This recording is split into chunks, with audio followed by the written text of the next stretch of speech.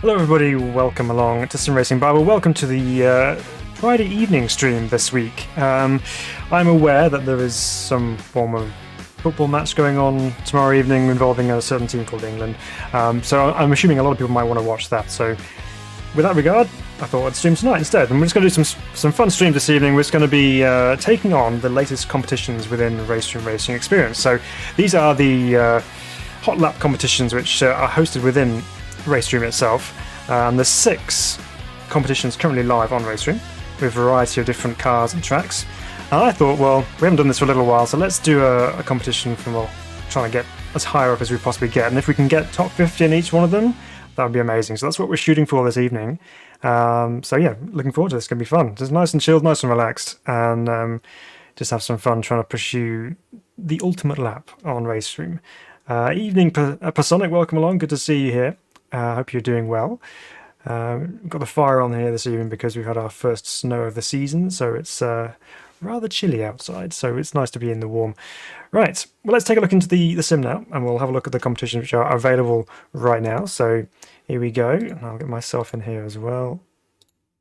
Performance mode. All right, so here we go. Let's chat up so I can see what you guys are saying. So 6 competitions, as I mentioned. We have some really good mixtures in here as well. Welcome, Paul. How you doing? Football, what's that? Says Pasonic. Yeah, I know. Yes, it's some other sport which we're not associated with on Sim Racing Bible. So what we got then? We have 2 premium competitions and then 4 free-to-play ones. So we have the DTM 92 cars around Portimão, which could be quite a fun combo. We have the Silhouette series at Zandvoort, which are the 2 premium ones.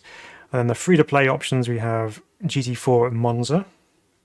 We have the Ferrari 488 GT3 Evo at Silverstone. We have the brand new racing trucks at Donington Park, and we have the Group A Touring Classics at the Hungaroring. I had to look over my wheel, and I couldn't quite see it. So yeah, so some good combinations to start off with. And the usual tactic, I think, for this, and kind of sussing out which ones might be the easiest ones to get top 50 in, and we'll hit those ones at first, check them off the list, and then we can move on to potentially some of the more difficult ones to do. So I'm going to run first off with the 2 premium ones because they tend to have less people setting lap times on them. So we'll try and see if we can get those ones done first, and we'll move on. I have a feeling probably the hardest ones this evening are going to be the Ferrari at Silverstone and potentially the Touring Classics at Hungaroring. So we'll see how we get on with those. So to kick things off, we'll start off with the Silhouette series at Zandvoort. Excuse me. And we'll give this one a try first and see how we get on. It's been a while since we've driven these Silhouette cars. I know there's a couple of variations as well, and which we go with. So there's a couple more kind of saloon-y type ones, and there's a couple of hatchback-shaped ones. These are all fictional, of course. Kind of loosely based around real-world cars, but with some rather powerful engines in them. So we'll go with, let's go with a Canard 51, shall we? And we'll run, it's quite a cool-looking livery. We'll run this one. And let's see how we get on. So yeah, welcome to it, guys. Good to have you with us this evening. I know it's a little bit unusual having a Friday evening stream, but I figured we might as well do it tonight. And see how we get on. So yeah, I've got my gloves on. Make sure we're not chewing up the wheel. And I hope you're doing well. It's good to see you. It's good to have your company as usual. So here we are, Zandvoort. This is obviously pre-updates for Zandvoort. So this is the old spec without the huge banking on certain corners. So a bit of a blast from the past here. So here we go then. Let's jump into this. Is fixed setup, I believe. And how these Silhouette do make a really great sound as well, so let's feel our way in gently this evening. Get an understanding of where the grip levels are. Again, it's fun to jump in various different sims. I mean, just recently we were doing some testing in the newly released Season 1 content for iRacing. So it's a bit of a readjustment on force feedback and how it all feels underneath me, so we'll take a couple of laps to get ourselves up to speed. That's all part of the fun with the adaptability side of things when it comes to different sims, so We'll see how we get on. Now, Zandvoort's a really fun little circuit. It's a bit of a roller coaster, and it's set in the sand dunes here in Holland. And it really does have a lot of twists and turns, not much let off. He's constantly on the go around here. Some quick corners. There's some quite tricky slow corners to negotiate as well. This one in particular is quite tough. Trying to smash that curb on the inside there.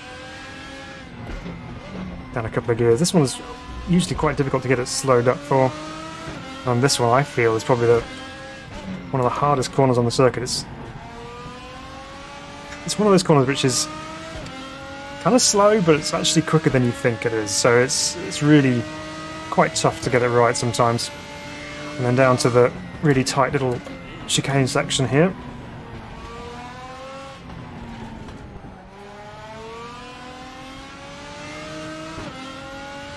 There you go. Just getting an idea of just how much I can feel of the road surface below.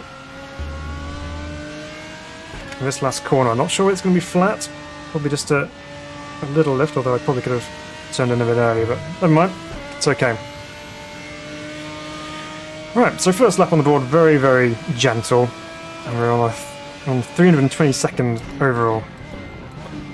Let's see if we can pick up the pace slightly. So Personic says, rumour has it, there's AMS2 will soon on this track. Ah, okay. That'd be interesting. Slightly different circuit to what else is featured within AMS2. But be good to have it nonetheless. All new content's always welcome, of course. Up over the top here, use a whole load of that tarmac on the inside.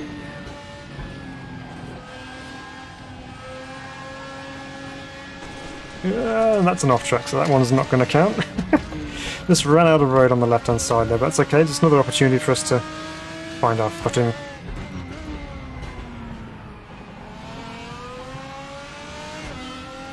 Actually, what we might need to do, I don't think I've got it mapped on my wheel currently, is to change the TC settings if we can. Let's just have a quick look, shall we? Because usually I tend to turn them down ever so slightly. Oops. Perhaps I go to the right place. Car setup. Electronics, can we... Right here, I'll have to set a button here. Oh, it's actually open set. I thought this was fixed, but never mind. Let's go options then, and we'll map ourselves a button to change TC level. So next... Oh no, let's go next TC level that way. Here's TC level that way. There we go. And we'll go again. So let's put it on traction 3. That's usually where I tend to sit. So it's got a bit of traction control, but not so much that it interferes loads. So let's try that again.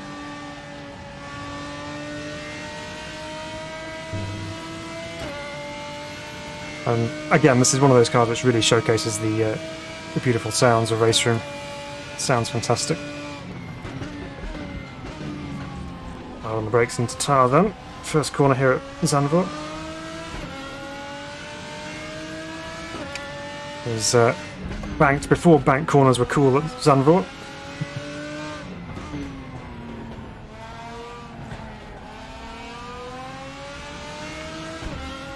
Okay. Nice and neatly through the first sector of the lap.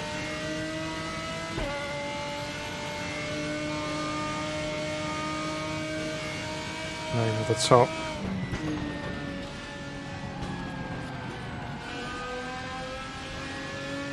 I have a feeling I could have taken a little bit more speed through that. I was just wary of running off onto the exit like we did last time. Didn't see the number, but I did notice that we are up on the splits.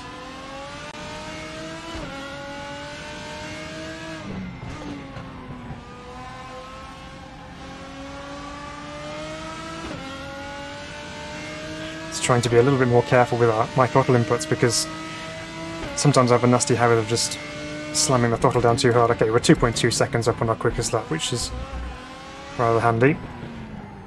Was very messy through that.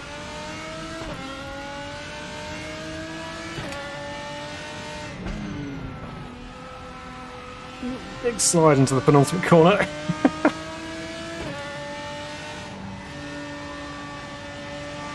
And a heap of understeer through the final corner as well. But let's run up to the line, see what work we have to do to get a little bit higher up.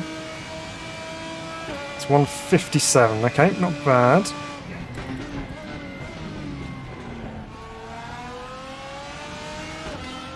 We'll persist for another lap just to see if we can iron out some of those really rough corners that we had. Or just completely run off track. Okay, let's go again. Restart that one. So I think that the idea is, before you start jumping into setup changes and things, always worth maximising your lap time and the setup you're currently running.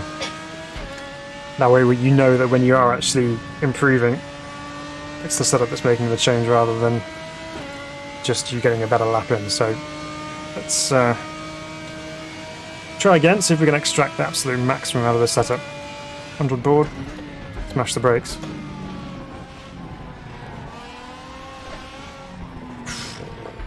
Okay. What I'm also going to do is I'm going to map a restart button. So we'd have to keep going out to the menus. Restart, so there we go. So we'll restart. Big red button on my wheel there. Oops, let's try it out. There you go, perfect.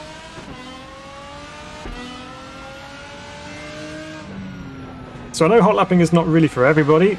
People prefer the actual racing side of things, but sometimes it's nice just to kind of turn some laps on your own and just work on your driving. And that's the best way to do it. Is if you're trying to extract the most out of the performance of your driving, you can actually, have the time set aside to work on it and make it better.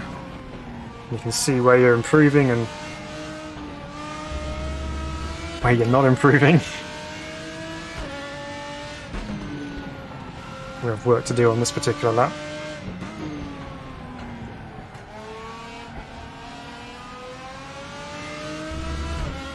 So when you make an error early on in the lap like that, you have an opportunity to make it back up again. But it could also mean that you start overdriving to try and make it back up again, which could compound the issue further.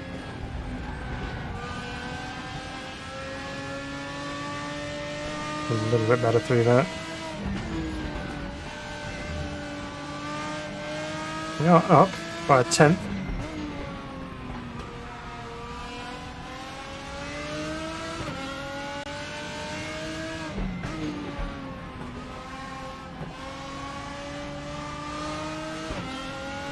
Little short shift on the exit there to try and hopefully pull it back in line. Let's see what the split says this time down towards chicane. Yep, still up marginally. This is one area we could improve.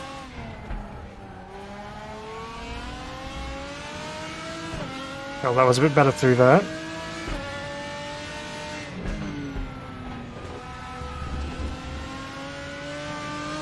Too bad through there. Let's try and get turned in a bit earlier for the final corner.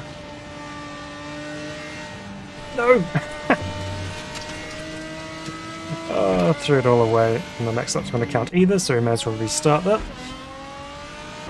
So all that effort, all that work that you put in, the rest of the lap could be good, and then you can just casually throw it all away at the last corner, just like that. Let's try again. You'll probably see a fair amount of restarting this evening, because sometimes you just gotta make the most of the opportunities. Done it again. Come on, Phil. Let's not be too keen to get through that final corner. Let's give it the respect it needs. It's a long corner, this one. It really does take a while to get through it, and maybe that wider line is a little bit better, because it does kind of tighten towards the end as well, so got to be a bit aware of that. But okay, we're up and running again. Break a little bit later this time.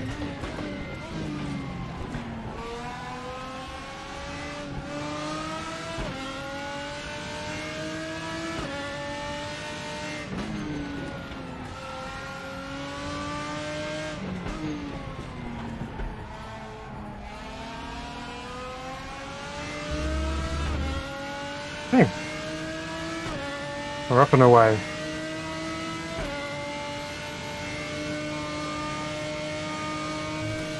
Nice straight line over the top of the hill.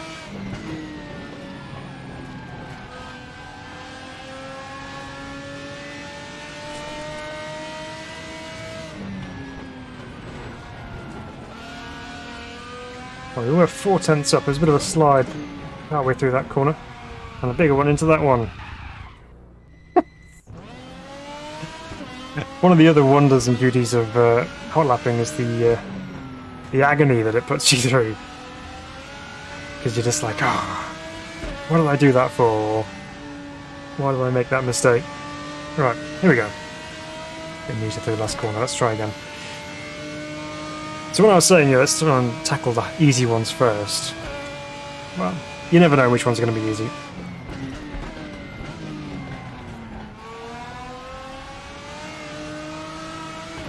Really pulled up quick with the brakes into that corner.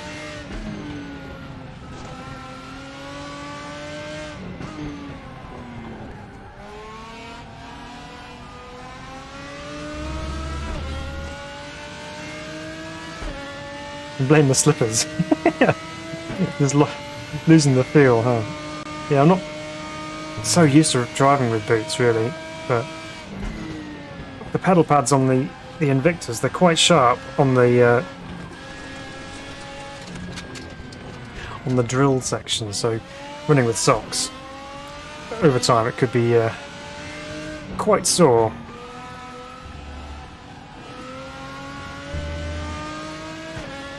Okay, let's go again. No dramas. But these little silhouette cars are actually really fun to drive. They're quite nicely balanced. I know I've had a couple of spins, but when you're on the limit, they do dance around quite nicely.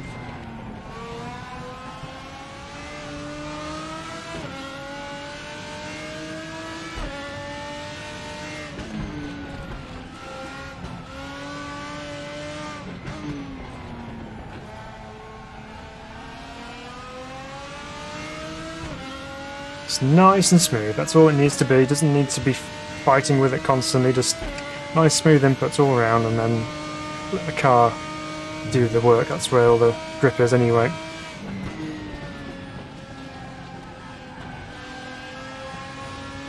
There we go.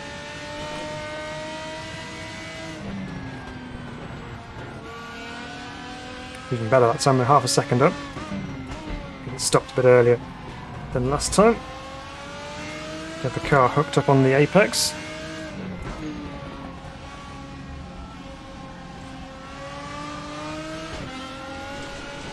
Don't run off so far that you get an off track.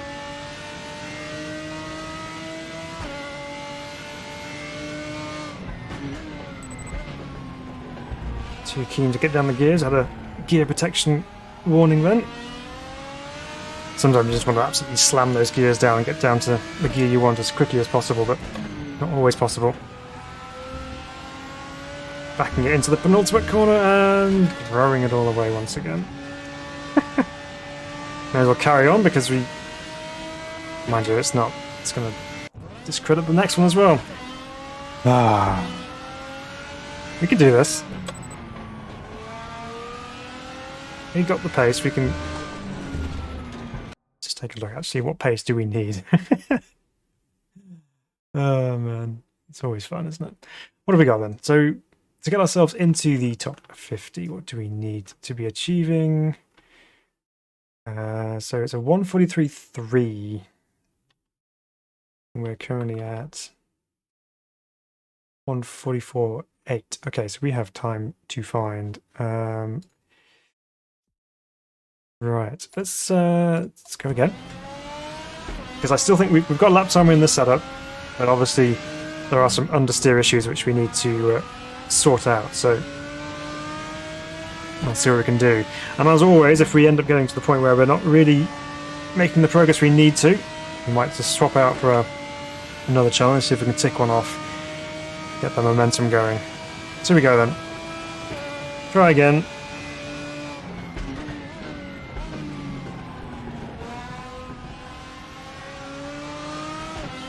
Because of the banking on turn one, you can really attack it and get the throttle down early as well.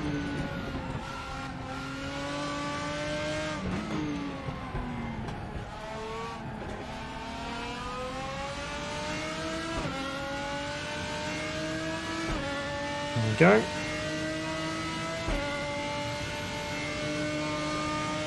Again, straight line over the top. Can brake really late into there. Maybe that's a bit too late. We're still on track.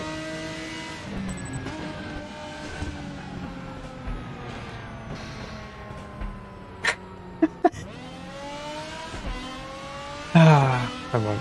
It's all good.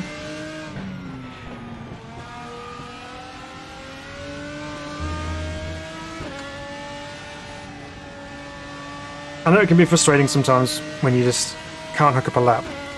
So what do you do in that situation? So if you're pounding around and you're trying to get yourself faster and it's not working, or you're making mistakes more and more, what's the best thing to do in that situation? Well, first of all, don't let it get to you.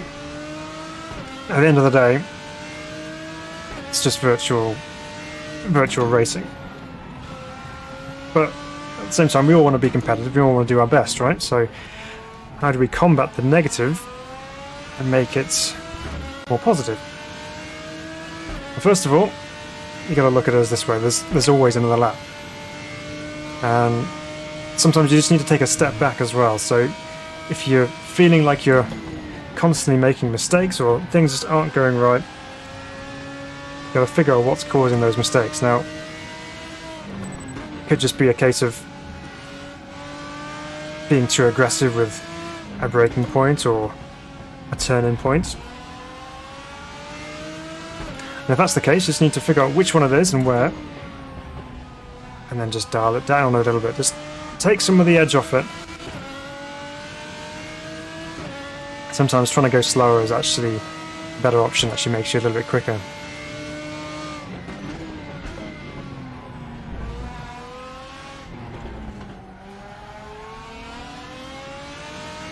Just like that, we're 6/10 up, just the trouble last corners to negotiate. We're through there safely, just one more. Now that's all good, hard on the power. Let's see where this lap will put us. Be closer to the 50 mark. Oh. 3 more spots needed. I reckon we can do that.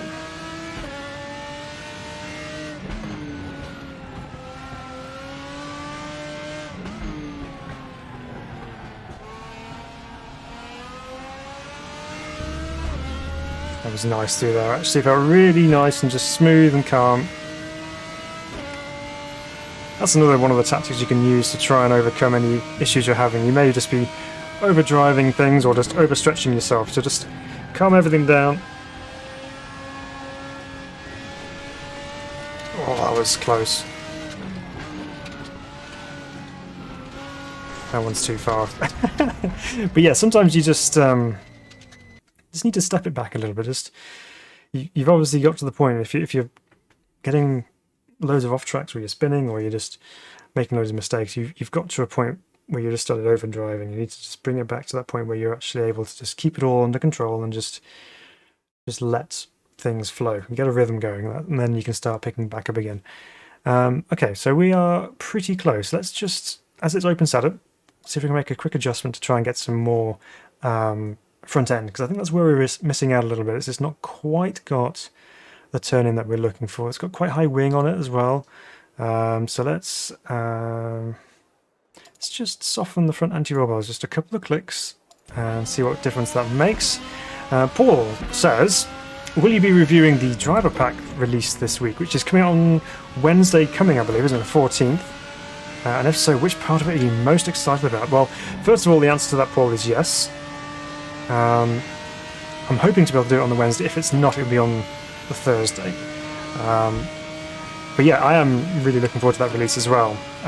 It's kind of right up my alley, really, in terms of content. It's great to have Sherrard coming to RaceRoom.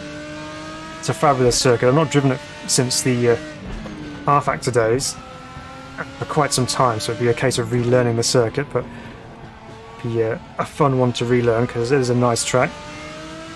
As far as cars are concerned, I mean, obviously the Praga's in there, we have the MX-5, but the ones which have really caught my eye are the two Crosleys, which are the sports car and then the single-seater, because I'm a big historic fan, so I love historic racing, so those have really captured my imagination.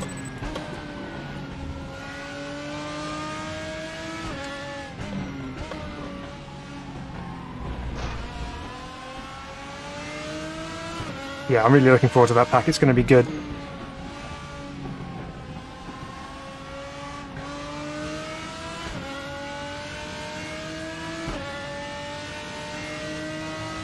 So that small change with anti-roll bars, softening them off on the front. I know we're down on the times now, but it does feel like it's getting into the corners a little bit nicer. We were up on the first split. Let's see if we can change things on this last stretch of the lap.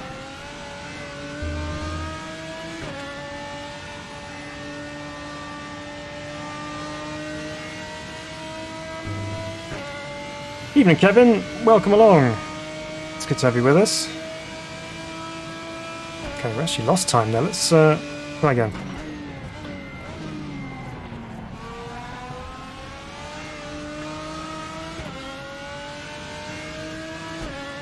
Quick little correction of oversteer on the exit there.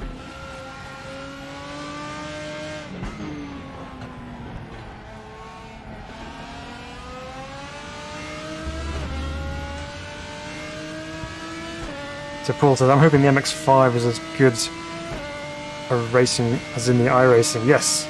So MX-5 has been around for a little while. We've had it in both iRacing and Assetto Corsa as well.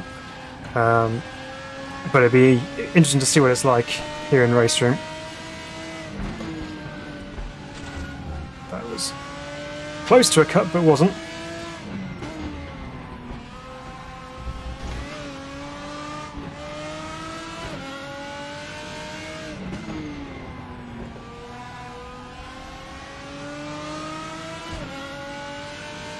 Yeah, so I'm looking forward to the MX-5. I'm sure that'll be, for racing purposes, that'll be really good. It's a nice, close sports car racing.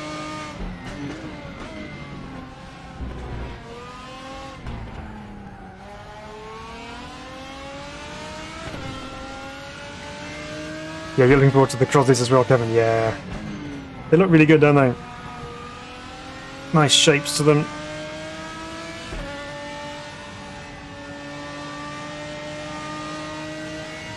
The end of the lap felt pretty good. We were looking down on the splits, but let's see if we've picked some up.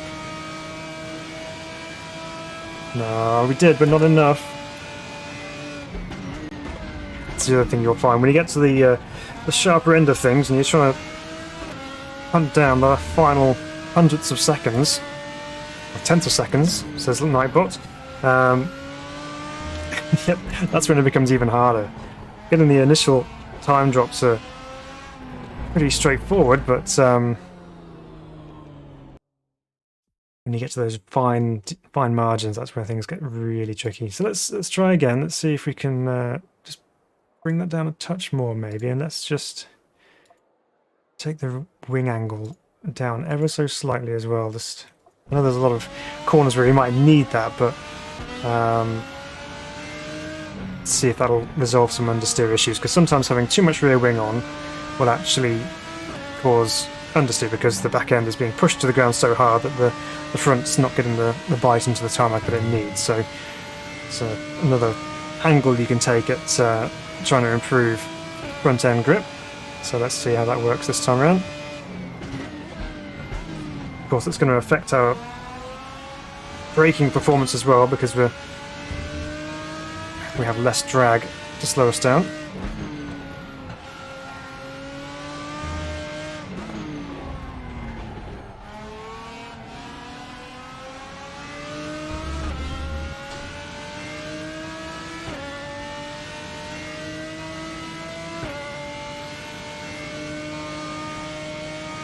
There we go.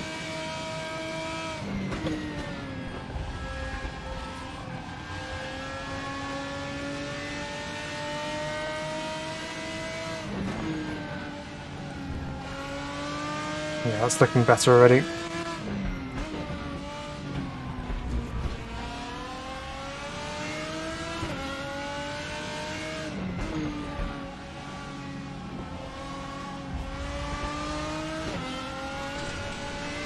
So, Kevin says, isn't Sherrard home circuit for Crosley? Yeah, I believe it is. Yeah, I think that's what they mentioned in the RaceRoom notes about it.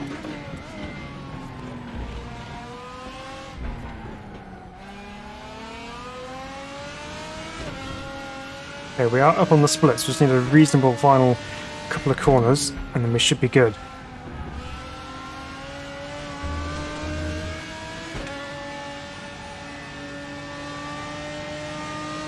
Okay, let's see what happens this time across the line. Hopefully that should be enough, because looking at the splits, it's only talking hundredths of seconds.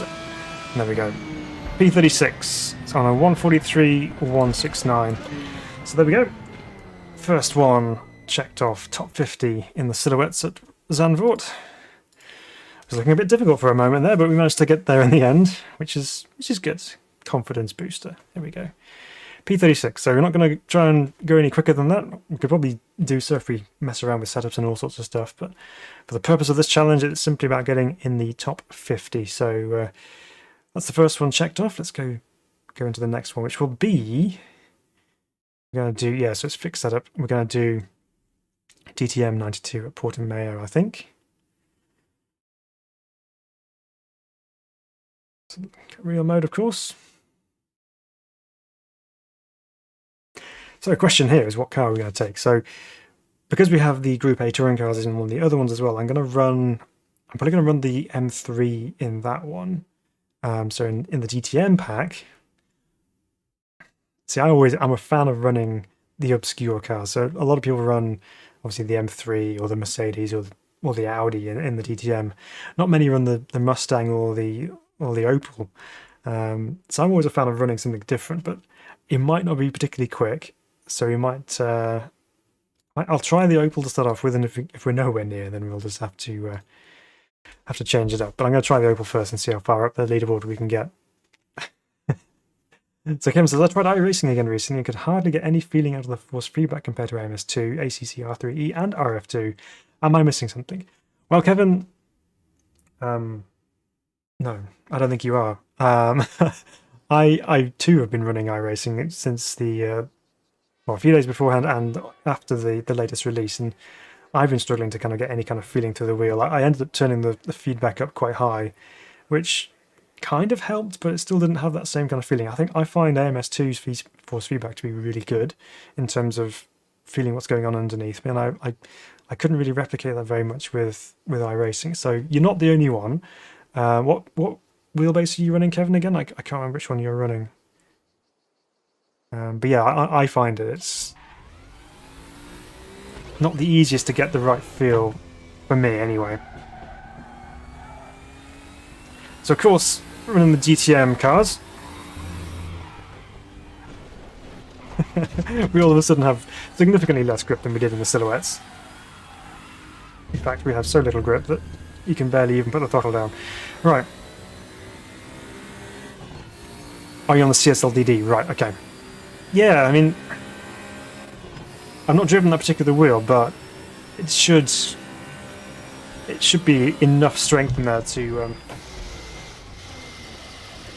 if I concentrate, it should be enough strength in there to actually provide the force feedback you need.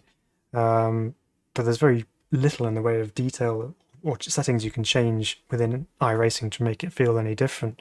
So yeah, it's a tricky one. Yeah, I'm not quite sure what to suggest. I mean, whether you... I don't know whether the Vanatech settings are the same for the GD wheels or not, but on the Club Sport, sometimes you could turn up the FEI setting, which is the feedback intensity setting, I believe. That can sometimes improve a little bit of feel through the wheel, potentially. Might be worth a try, but...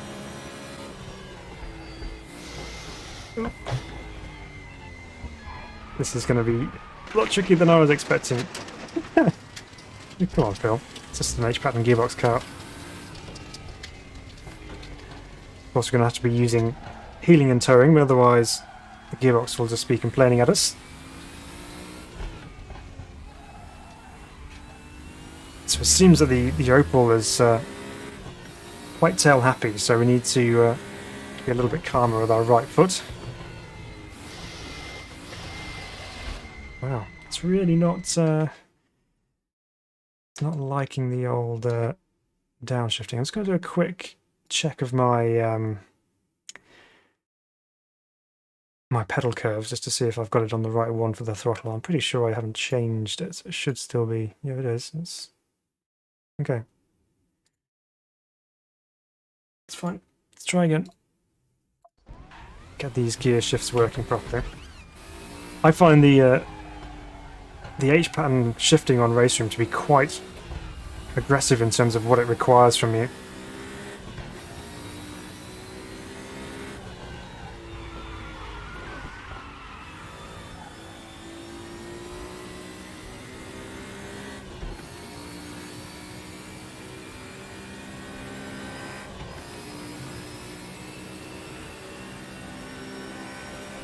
Let's see. Okay, maybe I was just trying to downshift too many gears all at once.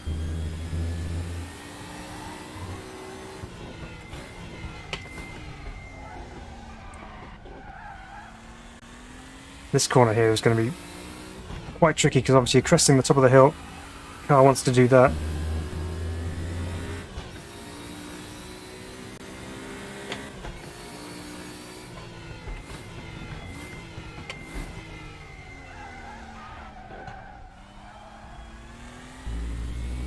Okay. Again, this is going to be sighting laps initially just to see where we stand.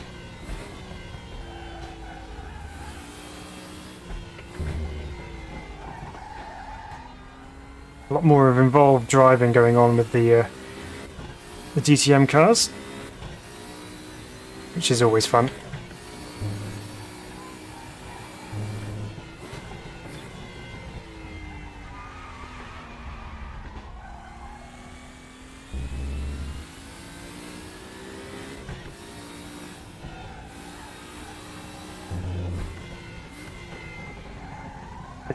It's so tricky sometimes just to get a feel for what the car's doing. Even third for this downhill right.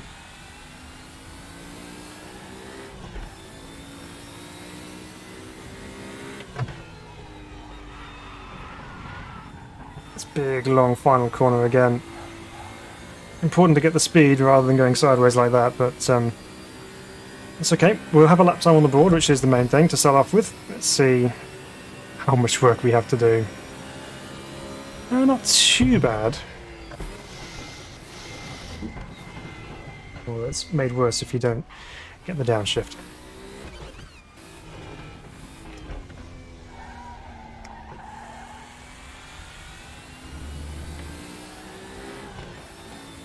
Hey Marty, welcome along. Read your comment when we get down the straight here so I can see what it says properly. So it says, cheers from Wisconsin, made it! Oh, brilliant! Hope everyone's doing well. Just got computer set up now. Sim wheel a bit later, yay. Oh, excellent. Oh, well done. I'm glad the move went all okay.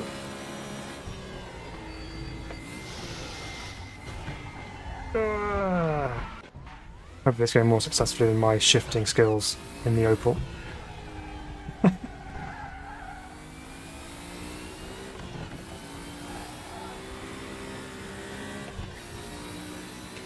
Right, just a little left foot brake, settle the car through here. Hard on the power again.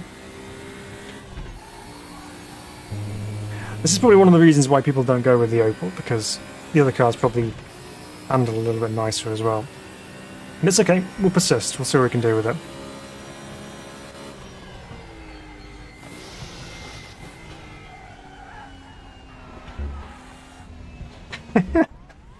Okay, maybe cross-skating to fourth gear is not wise into turn one, or at least not until we've really slowed it down.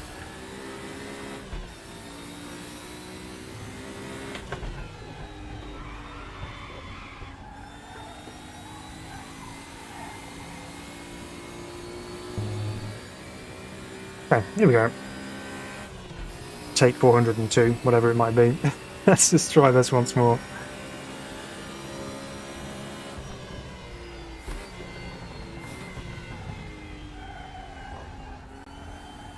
Maybe it just doesn't like cross-gating very much.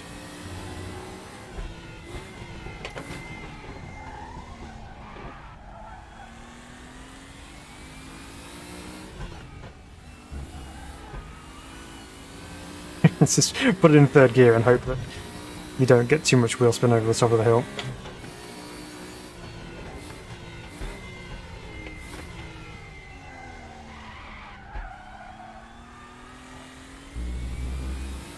Yep.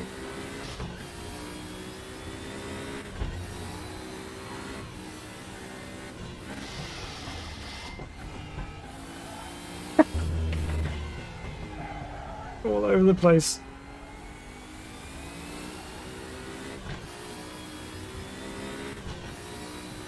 Alright, okay. Well, we're still up.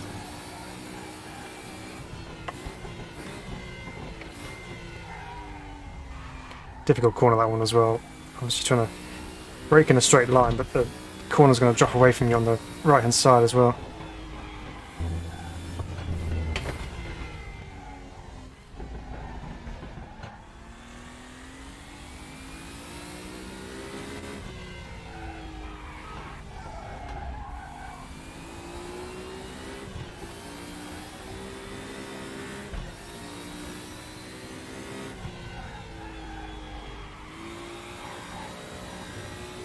It's the rear end going ever so light on the entry to the final corner there. You just feel it slipping away from you, just thinking, oh please, just come back. Right, this time around, let's see what the time's going to be. We're into the 2:06. It's way too late into there. Okay, let's go and try another car and see if we can get some traction going. Because the Opel's alright, but I think it's not quite got the grip we need. So we're going to try up to 2:06 there. Let's see if we can go a bit lower than that. And this time we'll take the Audi, because I said we're going to probably use the BMW in the next one later on. So we'll try the Audi, see how this one goes. Four-wheel drive, of course, so we should have some decent traction over the crests. It's a bit of an animal, this Audi V8 though as well. It's yeah, tends to four-wheel slide everywhere. But let's see. Makes a great noise too.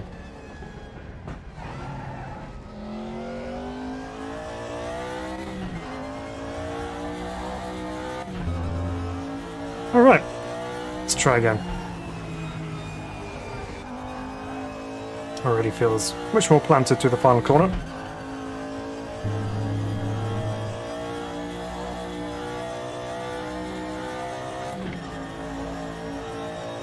So we need to get on the brakes a lot earlier than we thought. So top of the hill here.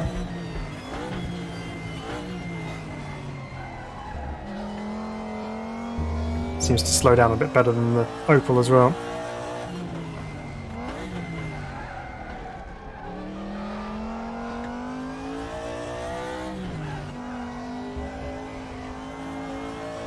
Yeah, it's a lot more control than the Opel.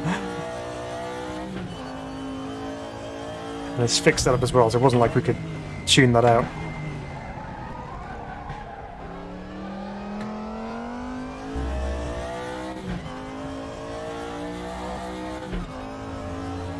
Not even going sideways over there, which is nice. Give it a third for here, use the torque of the V8.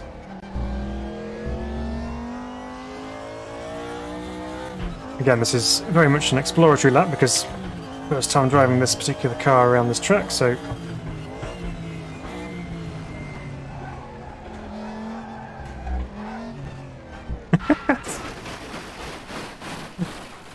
there's our first sausage curb warning for the evening. Use the four-wheel drive on the gravel. Out of there, no problem. We have a bit of a vibration in the steering wheel though because of all the pickup. That'll disappear soon enough.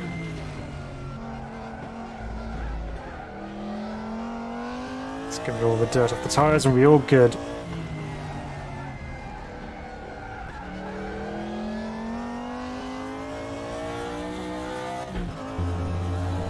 Right.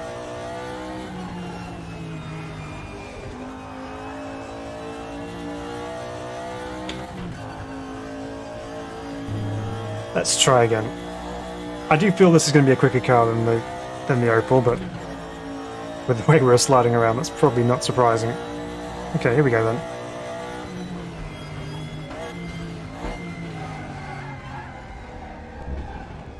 Didn't stop.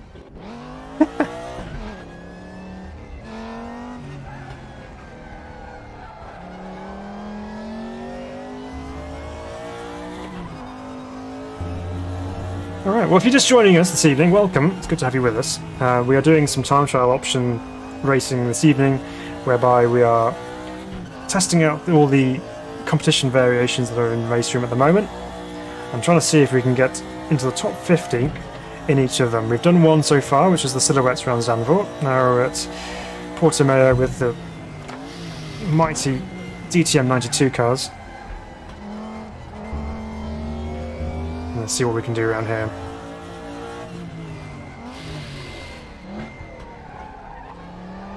Missed the blip properly then, that's why we didn't get the shift.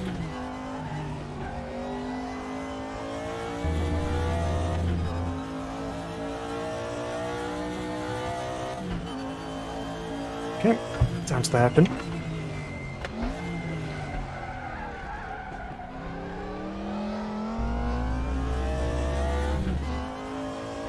I also have a really nasty habit of just not pushing the clutch hard or far enough. Which is why I've got the pedal curve set up in the Acertec profiling to provide a little bit more input for less travel. That way it kind of negates my lazy style of just mildly pumping the clutch, but actually giving me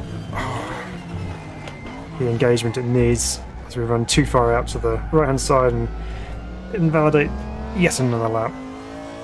So one of the things here at Portimão, the track limits are quite tough. It wasn't far off, but obviously far enough. It's okay.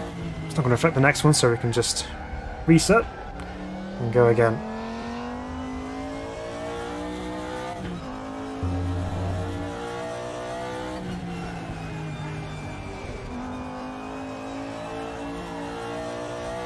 Wide line so we can straighten up the corner on the exit and try and get ourselves a decent run down the straight. So here we go.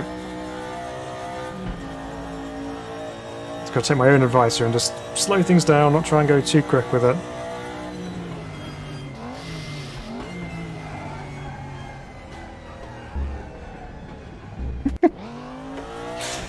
Yeah, easier said than done.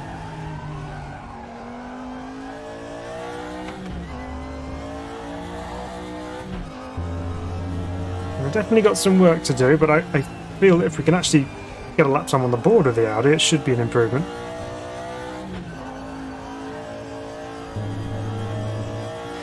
Also, it's worth doing, if you are into your hot lapping and you enjoy trying to beat your own time, there is absolutely zero shame, especially in RaceRoom here, there's zero shame in activating the ghost and the driving line, because in the first corner, right?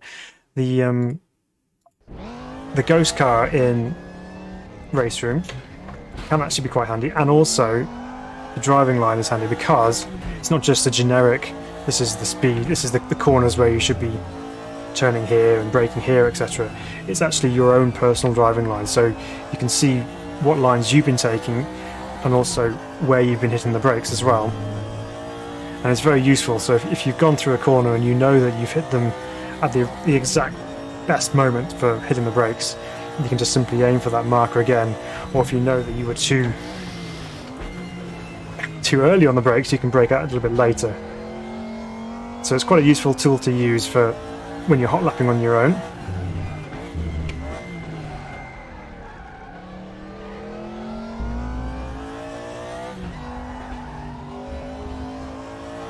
Because I know in sim racing, kind of in the world of sim racing, it's kind of seen as being a very beginner thing to do, to have a racing line on or a ghost or something like that. It's not seen as being realistic, obviously, or the done thing. But if you're on your own and you're trying to go for a lap time,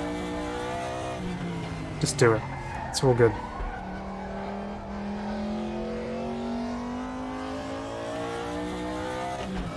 So, pretty scrappy lap so far. A couple of missed shifts.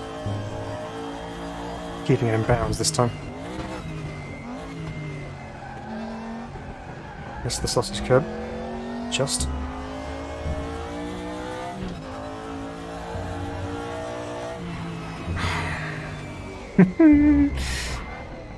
Okay. It's fine.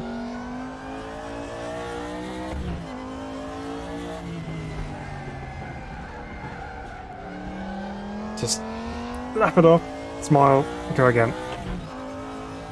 We'll get there one day. We will set a lap time in this car, I promise.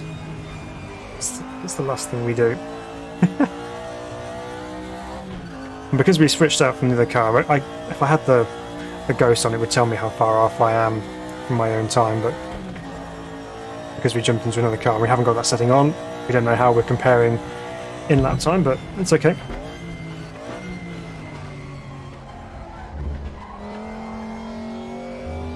So slow through first corner there, but we're through safely. That's all that matters right now.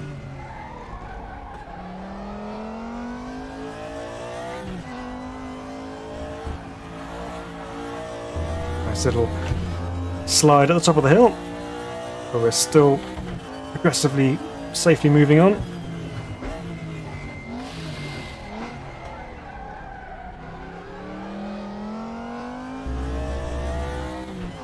So yeah, definitely not cross-skating. Let's go down through the gears properly, shall we? Let's leave in fourth this first bit.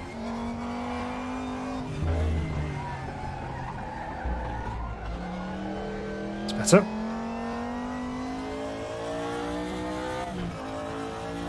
Down the hill. Keep it nice and tight on the curb on the inside. And then hard on the brakes.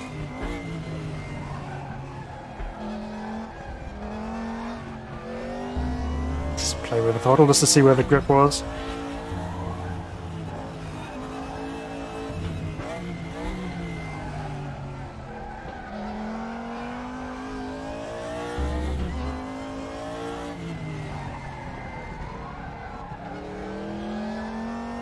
It's a bit too late of a turn into there, but it's okay. We might actually get ourselves a lap time on the board.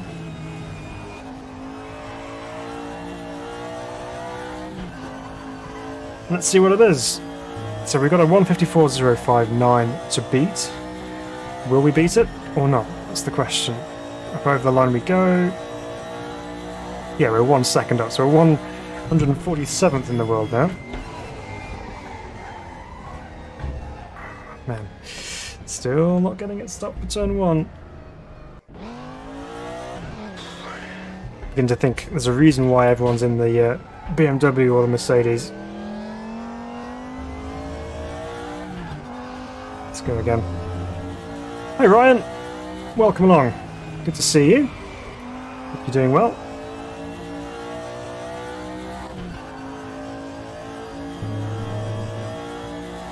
Okay, we'll give this a little bit more time and see if we can make any progress. If not, we might have to come back to it. Move on to another one, see how we get on. Let's try again.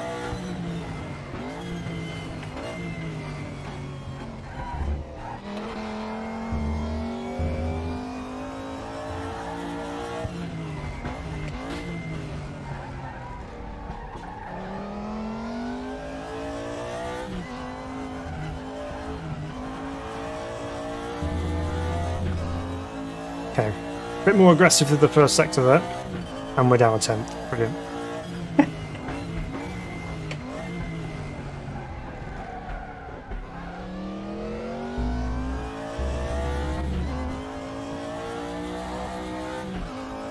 So just being a little bit too careful with trying to make sure I'm not missing shifts on the downshift, which is potentially costing us a bit of lap time because I can't be as aggressive on the brakes as I would like to be, but it's okay. Still learning.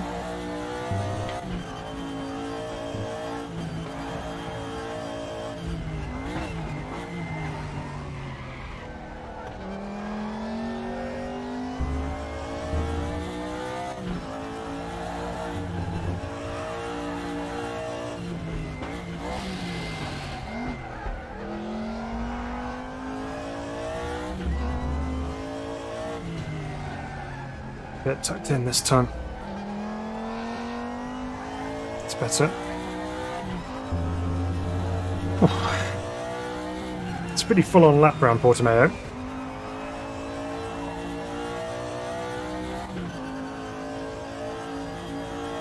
Okay, I haven't seen any of the splits other than that first one, so let's see if this is an improvement or not. Over the line, it is. Ooh, okay.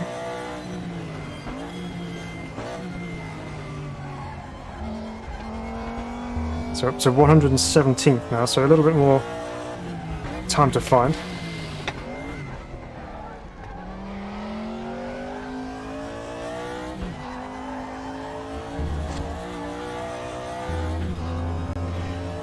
Okay. Felt scrappy, but let's see what the lap times are. Oh, okay, 6/10. That's fine. Can deal with that.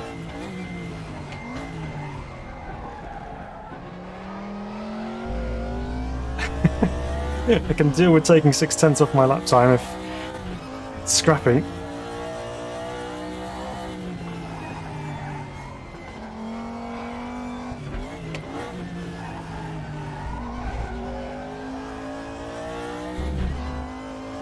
Again, you aim for the crane over the top of the hill, which sets you up nicely for the run up the hill on the left here.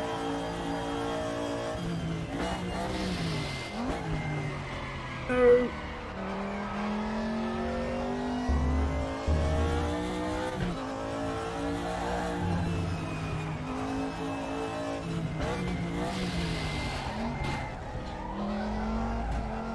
Didn't have my foot nicely on the brake pedal then. Braking with my big toe rather than my entire foot. I just washed away a whole heap of lap time on that corner. Fell apart, I think, there a little bit. It's alright. There's a cut on the inside anyway, and that's going to ruin it for the next one. Okay. Let's breathe a second, and then go again. We know we can be 6/10 up in the finals in the first split. So that'll certainly help us on our way towards the top 50. Let's see if we can hook up the rest of the lap. That's the main thing. It's a very tricky car to drive, this one, especially with full H-pattern mode on.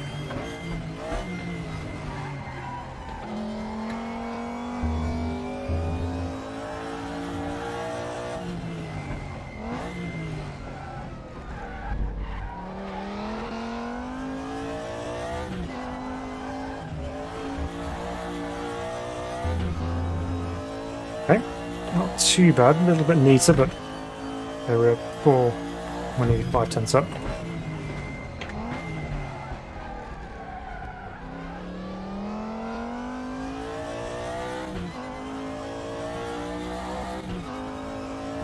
It doesn't half make your feet hurt when you're pushing a brick wall of a brake pedal.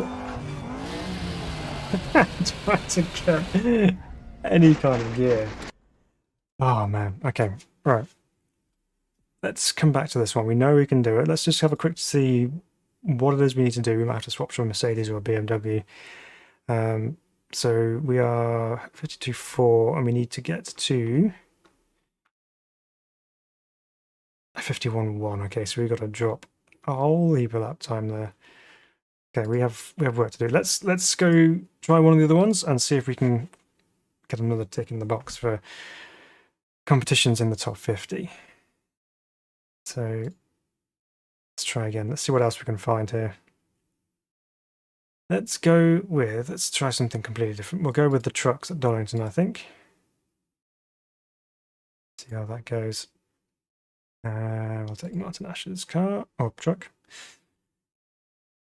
And try again. So yeah, probably not the easiest of ones to do. Usually you can rely on the premium ones to be a little bit less populated than some of the free-to-play ones, purely because some people might not have the content, so there might not be as many users on that particular competition. But it turns out the DTM 92 cars are very popular, so there's a lot of people driving those and playing with those. And most people have, well, you'll have Portimão as a free entry anyway, so all good. Right, truck time. We're in high range, so we don't have to worry about splits or anything. We just have a couple of gears to get through here, so what we do need to worry about is track limits and braking points.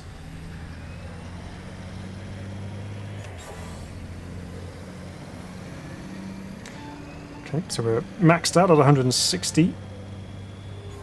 Hard on the brakes. For red gate. Forgot about the massive torque. These aren't four-wheel drive like the Audi, Phil. You gotta drive it.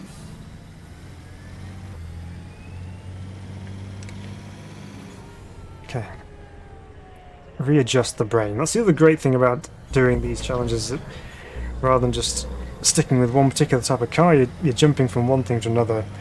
It takes a little bit of adaptability to get the most out of it. So it's always a nice fun challenge. So here we go then. Hard on the brakes. Get it turned in. Feed the power in gently. And off we go. Just everything happens in slow motion with these things.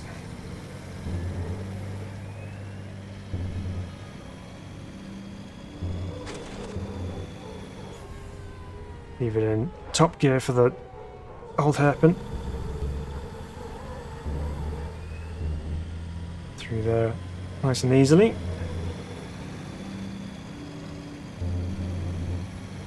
Some McLeans. On the brakes.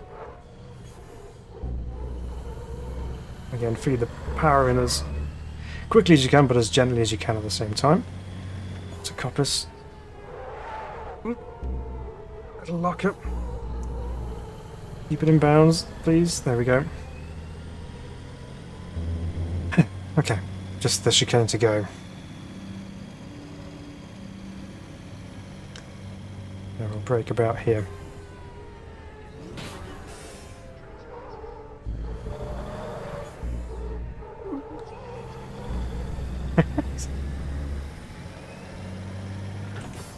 First place gets a Yogi bar. Where are we? 2:31. Wow, okay. Work to be done. It's a short lap here at Donington as well.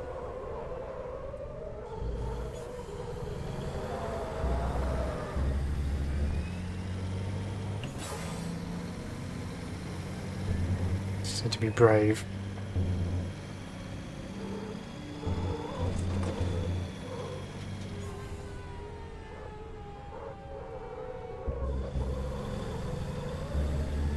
Okay, feels a little bit better through there. Let's see.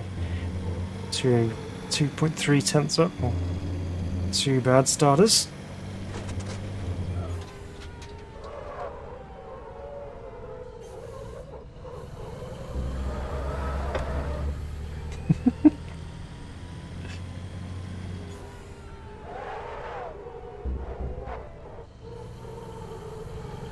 Now this doesn't brake like a silhouette car or an Audi GTM, so I need to brake earlier. Get that slowing down done, and you can worry about getting the power later.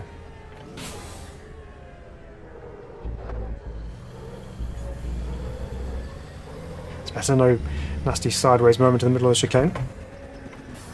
Also no gears.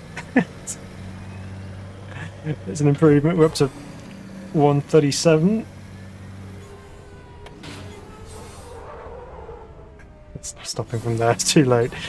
This gearbox, I was mixing pudding somewhere. Right.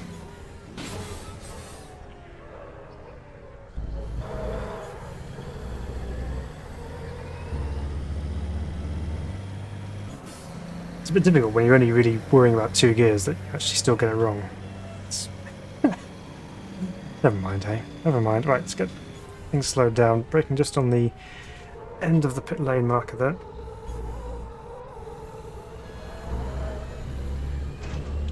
Use all the road on the exit.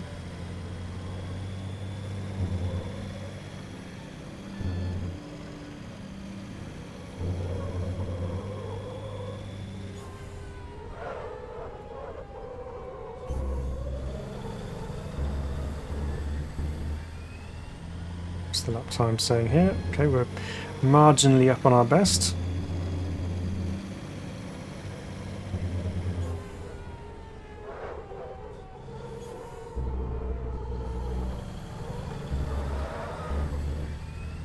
Okay, so again we need to bring our braking point back for Coppice, so we can attack the corner.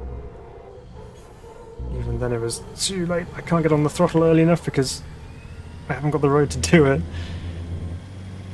But we're still showing as being up on the delta. I can see at the bottom there by 1.5 tenths, so there's definitely more time to be had there at the top of the hill at Coppice.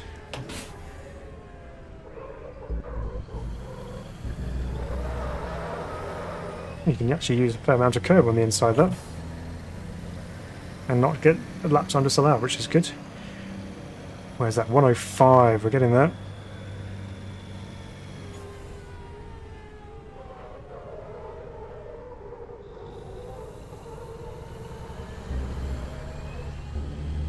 Okay, that's a nice delta out of Redcar. I can see on the dash though, already a 1/10.5 up.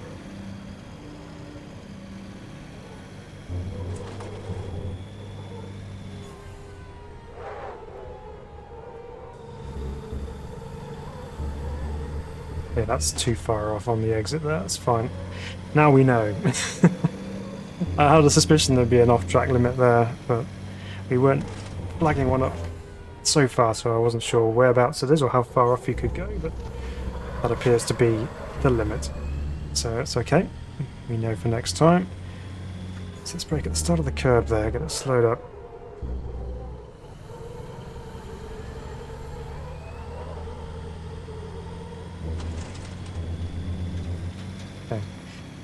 Yeah, I reckon as soon as that curb starts on the left-hand side as you go up towards Coppice might be the breaking point. We'll try that in anger next time and just see if that makes a difference. All over those curbs there, but... Okay, this time, let's see what the lap time we can do.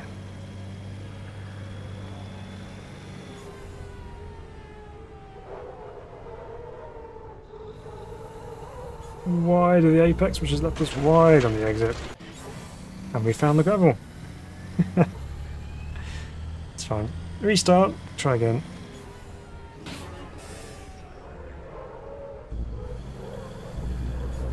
And retry again.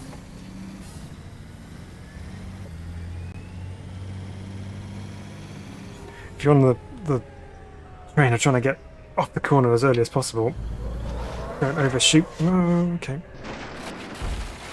Just making the marshal's job a little bit harder. You've got a tyre wall to repair now. One of these big heavy things going through it. Okay. Missed the first curb. Straight line the second. Hey, Funky! That's fine. No problem at all. We've caught a bit off guard this evening with doing a stream on a Friday evening rather than a Saturday.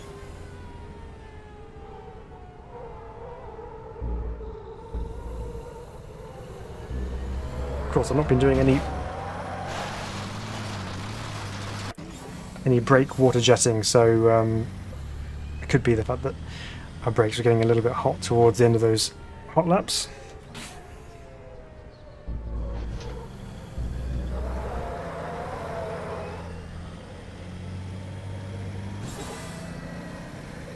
Okay, let's try again.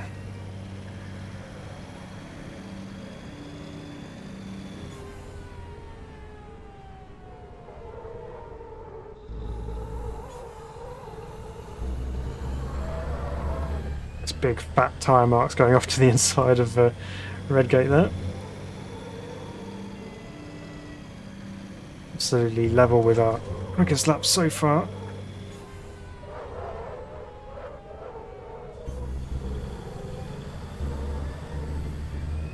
slightly better run off the old hairpin though.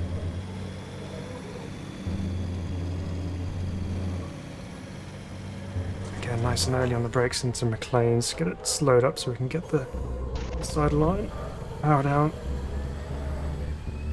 Okay, not too bad. Again, curb starting. Get it turned in. It's better. Except I can't get it turned. It's a shame we were 2/10 up there as well. That would have been alright. Phil's having his try for his new job as an Amazon delivery driver. Yeah.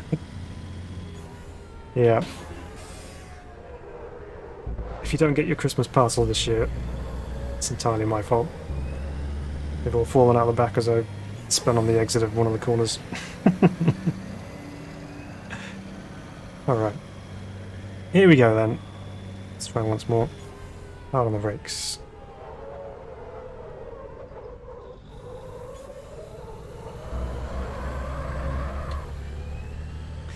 Not the run-off Redgate we were looking for, but that's okay.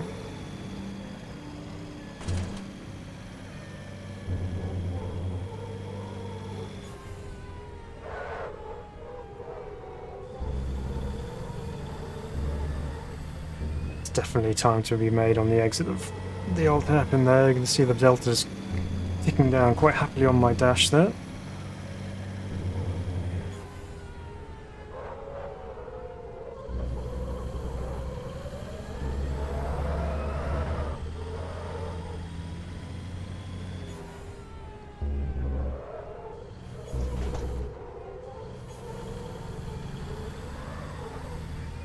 Go. Yeah, there's definitely loads of times we had a coppice run. We are now just shy of 2/10 up on this one.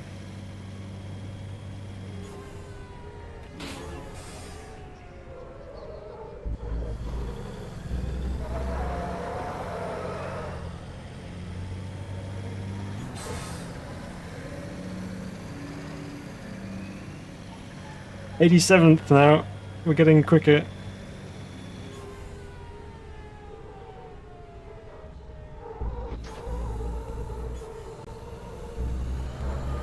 That was a rough lap as well. We already got 2/10 through turn 1 almost. Nice and tidy on the exit of Hollywood there.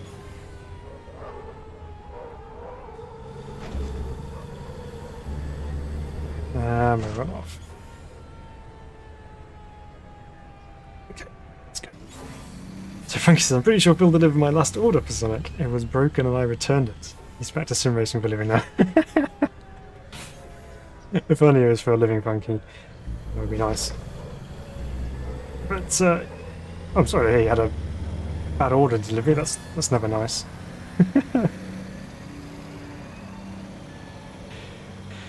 Right, okay, come on.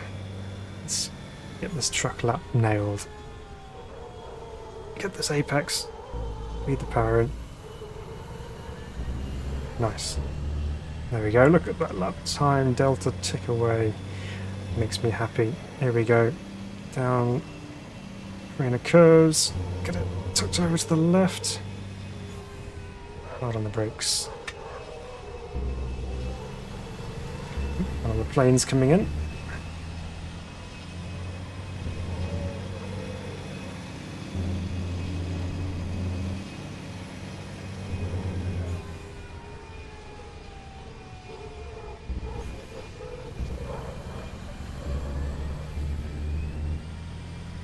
Okay. Everything just happens in slow motion with this thing.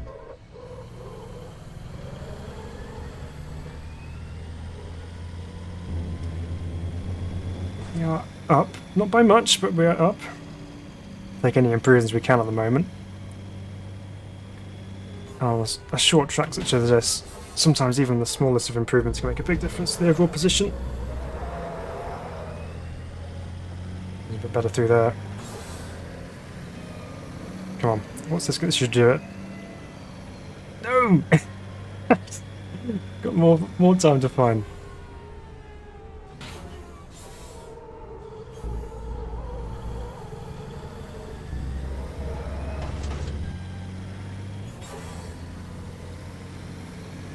definitely leave it in 8th gear, I think. For first corner, you just lose too much trying to get back up through the gears.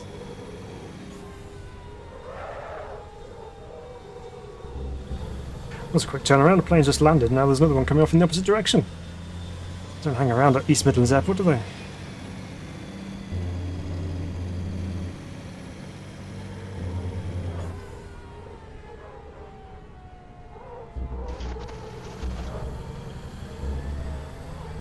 Let's be better through that. Come on, we can do this.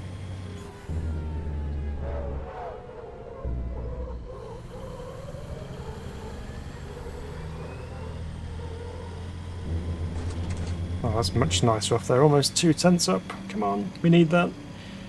It's one more corner to do, and we were quite rough through here last time, so hopefully we can do something similar.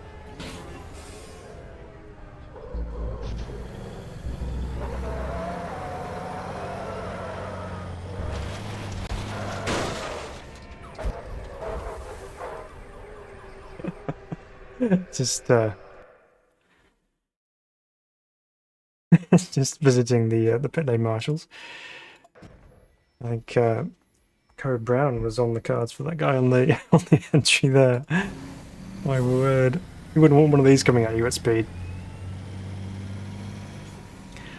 Definitely not to driving the trucks when I can't find myself so supersonic. Yeah, it's definitely technique to it, isn't there? I think smoothness is definitely a key. Being smooth with all the inputs, and maximising the grip that's available. There we go, hard on the brakes.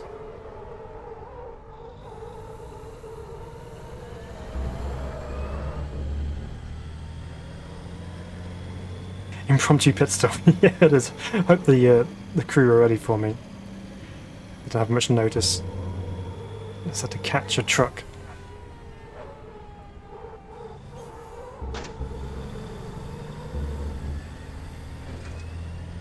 Okay, again, run out of there.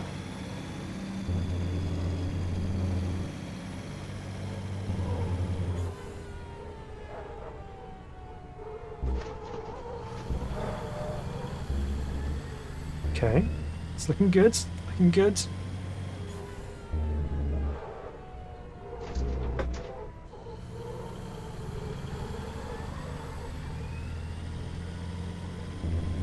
Even better than last time. Come on, Phil. No pit stops this time, please. Keep it on the track. That's what we need.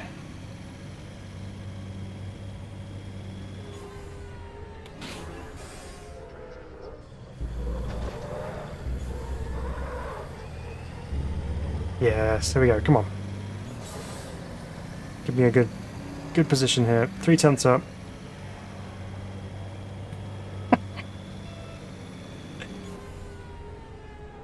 4 more spots to find.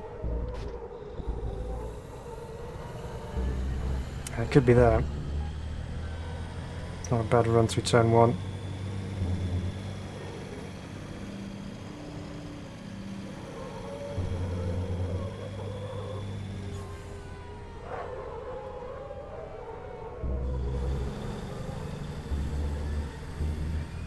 Just nice and smooth. Pretend I got like a radioactive load on the back of my trailer. Just no sudden movements.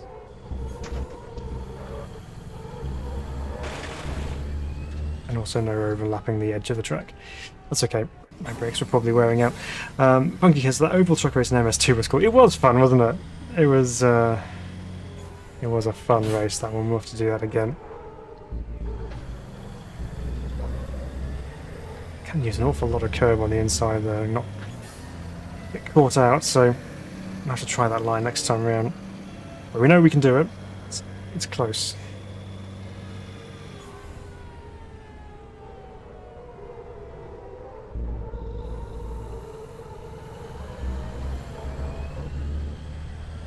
Nice, okay.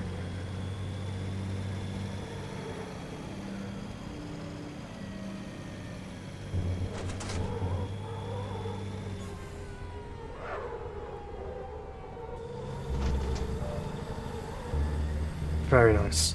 Okay, now we're onto something. 3/10 up already.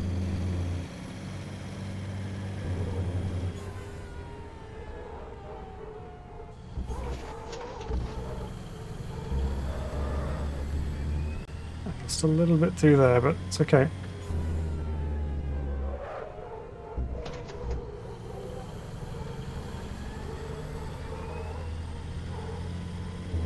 Picked a bit more up though.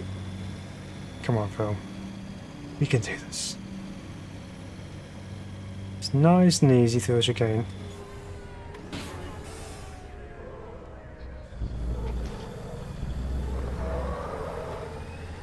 Just like that. As Tommy Cooper would say.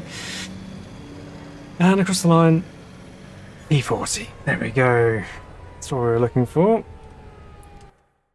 That's 2 boxes checked for the evening. Success. Right, we can do this, everybody. We can. We're still 1.2 seconds off the pace. That's crazy. Was that fixed as well? I can't remember. Let's have a look. It is fixed setup as well, so there's nothing you can change on that to make it any easier. My goodness. Right, okay. Let's pick up the pace slightly. Let's go GT4 at Monza and see how we get on with that next. Looking good on the old timing wise. So let's see what we're going to do here. So looking on the leaderboards, there's a lot of people running the Cayman, there's a lot of people running the Evora. Must have some good straight line speed, but there's also some other cars smattered around in the top 50 as well. So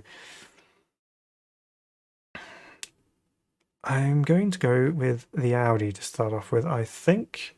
I'll take this white one because that's quite nice. Let's see how we go. So this is Monza, obviously, which is not one of my favourite circuits, I will be honest. But yeah, it is what it is. We'll do what we can. So straight, chicane, straight, chicane, straight. Couple of corners, straight, chicane, and then you're home and dry, pretty much. So pretty straightforward as a track map, but not easy to drive quickly. Doing a quick impromptu tyre weave to get some heat in, obviously, the AI, before it hands over to me. It's very thoughtful of it. Here we go then.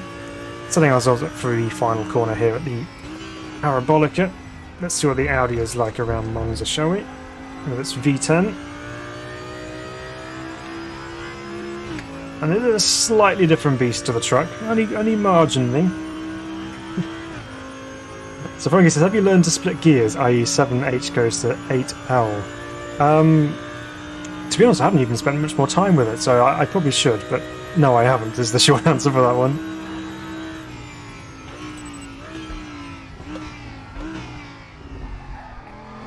Didn't think that was going to stop then, but it did.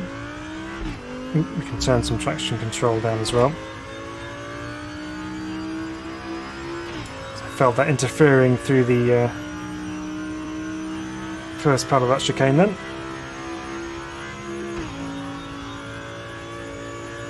Okay, 200 boards, brake around the orange marker on the Armco. It needs to be earlier than that, that's fine. All learning.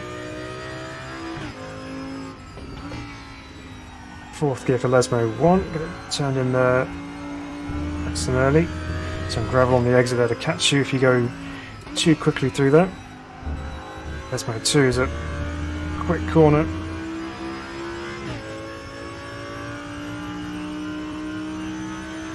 Again, it's just re-evaluating things and just resetting my brain so that I can actually tune into how this car drives.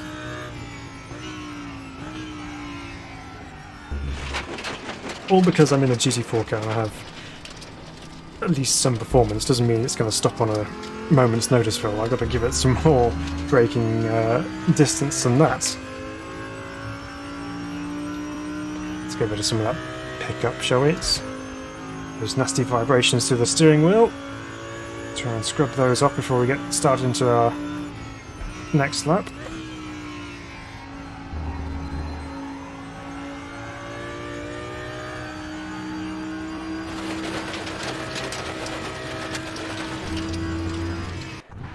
Or we could just restart it. One of the two. fine. We're pretty much in the same position anyway. I lost too much. Right.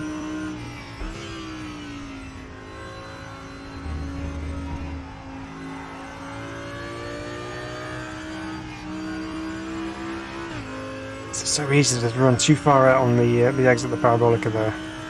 It's got to be positive and assertive with the throttle, but not just be too greedy and just take too much of it, otherwise you will just wash straight out to the left hand side and you'll be in the gravel like we were that time. So here we go, brake down now.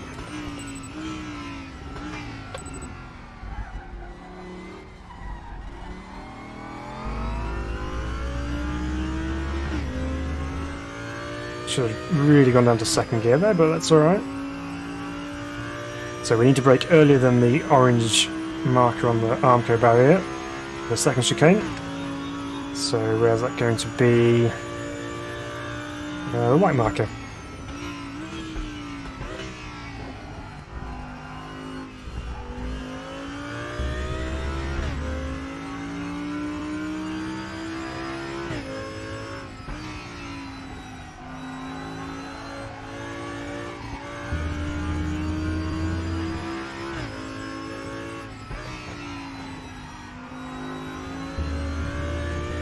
Okay. Not too bad so far. Obviously room for improvement, but at least we have the lap time counting up until this point, which is always a bonus. So there we go. Down towards Scary. Down a couple of gears. This time get it turned in.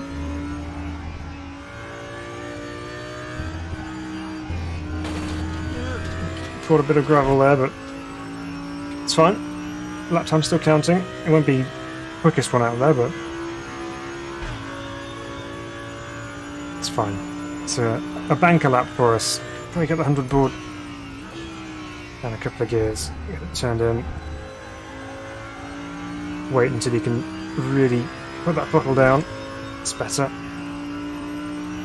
Right, so let's see where our opening salvo will get us on the leaderboard here. Let's see as we come across the line now. 276th. Okay, we have work to do. That's fine.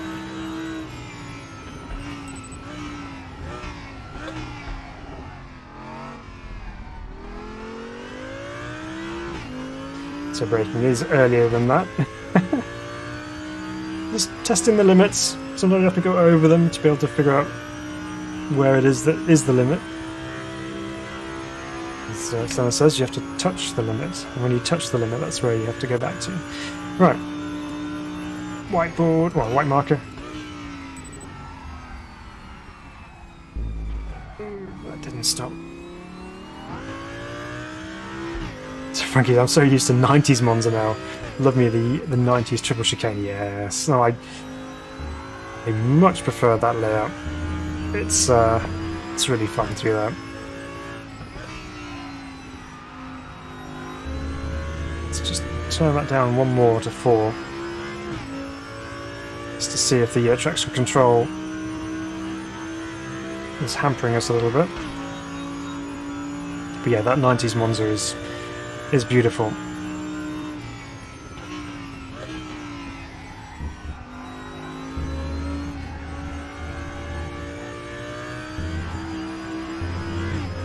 That's it. It's more of a line through there.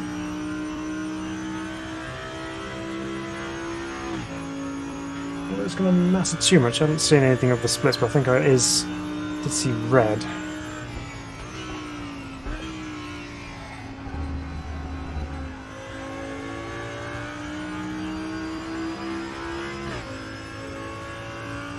Okay, let's see. Probably not quicker because we had a overshoot at turn 1.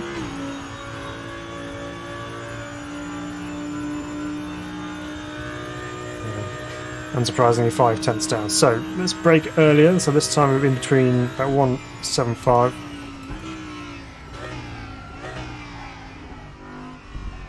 Maybe even earlier than that.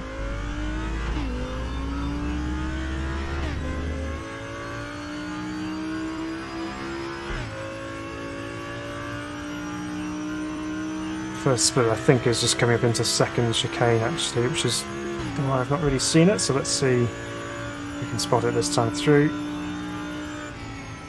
Yeah, almost 2/10 down.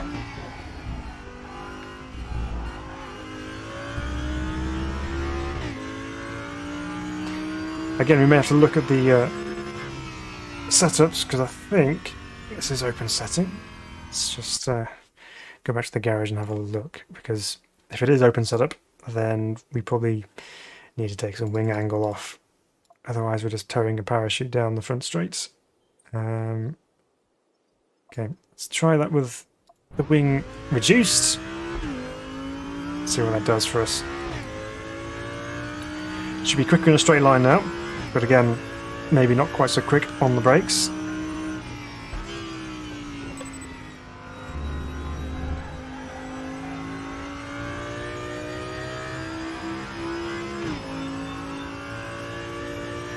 Right, okay.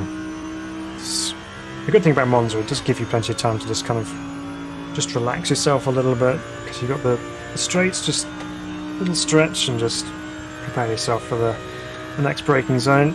So here we go.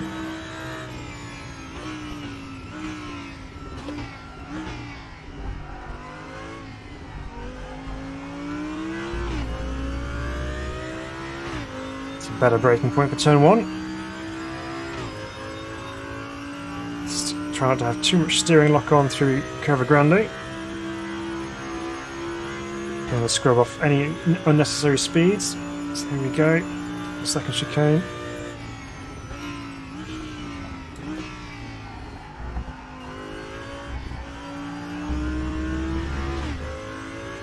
See green on the lap timer, which is positive.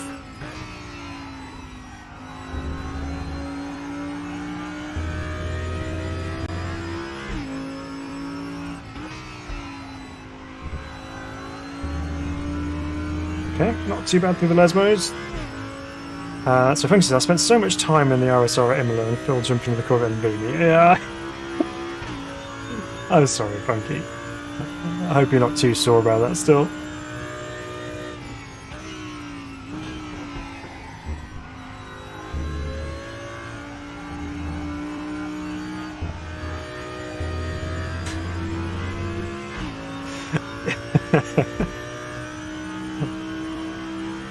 Yeah, I do feel bad, honestly. I do feel bad.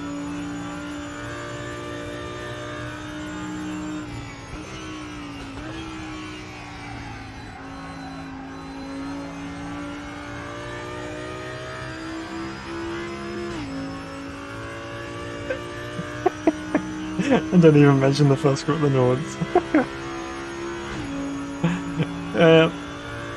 I mean, first group of the Nordschleife is pretty straightforward compared to first group Snetterton.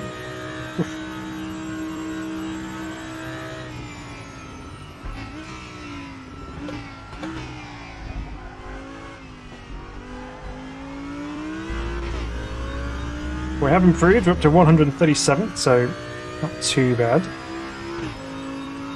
The wing made a big difference.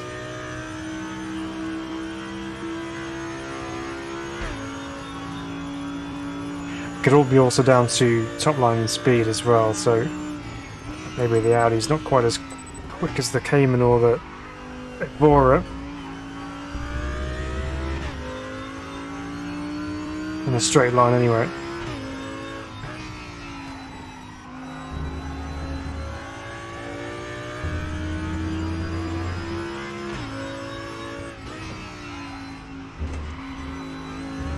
Oh no, got a big slide in the corner.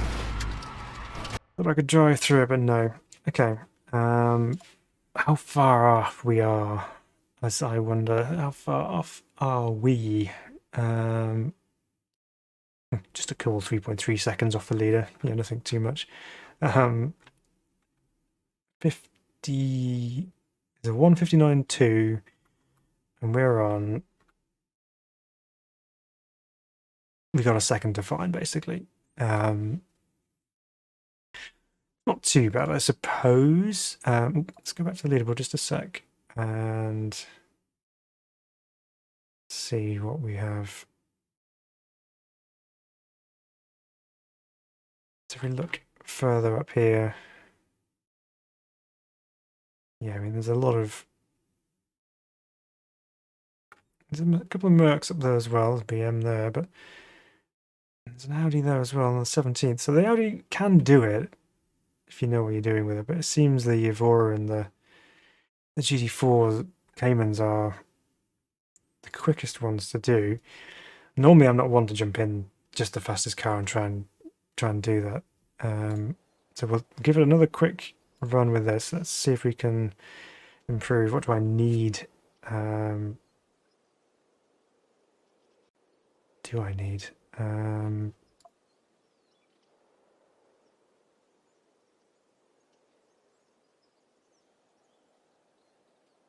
Decrease the car slow to respond on corner entries.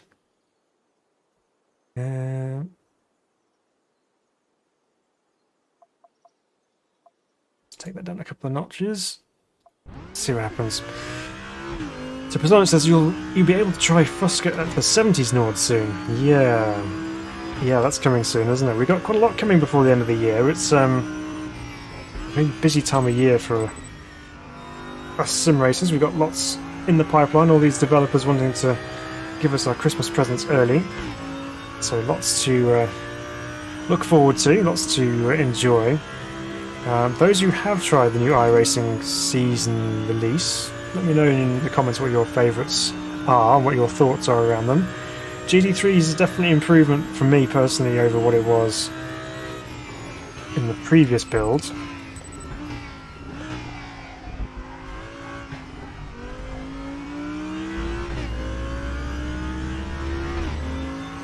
Of course we've got the LMDH, we have the new Toyota GR86, the new Mercedes W13, and Magni Core as well. There's new content.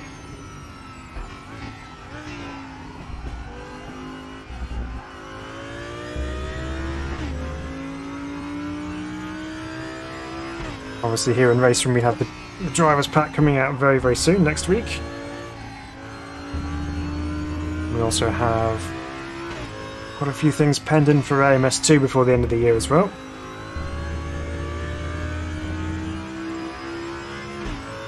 So yeah, plenty of exciting things to look forward to in the world of sim racing, which I shall do my very best to cover for you guys. Right.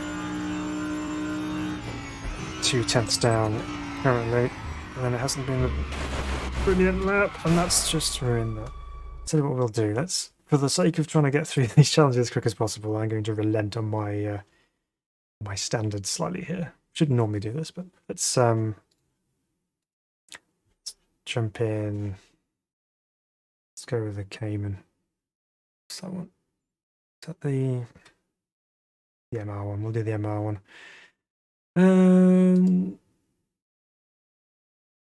Because sometimes, you know, you can spend an awful lot of time trying to be quick in a particular car, and you can spend ages and ages going over lap after lap, and then you can jump into something else and you instantly just destroy the previous best lap time that you had. So yeah, let's try and see if we can box this one off as well and get 3 under our belts for this evening, and then give ourselves a chance at trying to get the other ones as well. Personic says, I tried iRacing some time ago, did not think it was worth the entry price. Okay. It's all very valid points. Yeah, I mean, it's, you know, for the competition side of things, you can't really fault that they have a good level of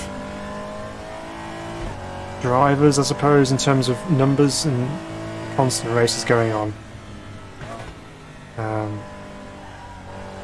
Oops, we should probably take some wing off as well before we even start.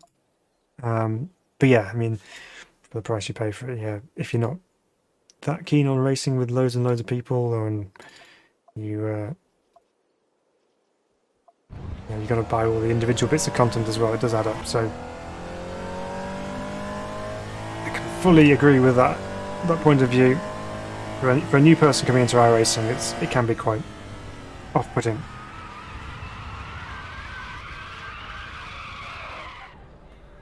We're just giving this particular marshal a really good photo opportunity right there. That's all that was about. Nothing to do with the fact that I couldn't get it through Parabolica. Yeah, it's fine. We're all good. Right. This time let's try and do that, but without the rotation.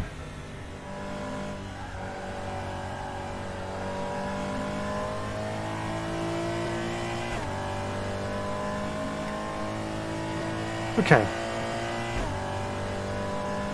So a 2-minute .250 to beat. Let's see what the Cayman can do. Didn't take a note of what the top speed was in the Audi, so that might be interesting to see.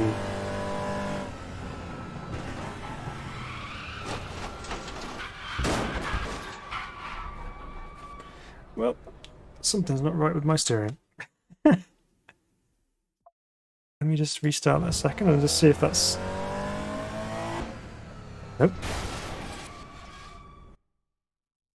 Let me do a quick reset of the old SimiCube software.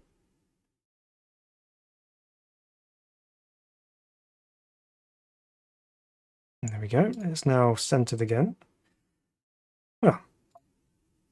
That was bizarre. This should be better now. There we go. We can actually go in a straight line. Woohoo!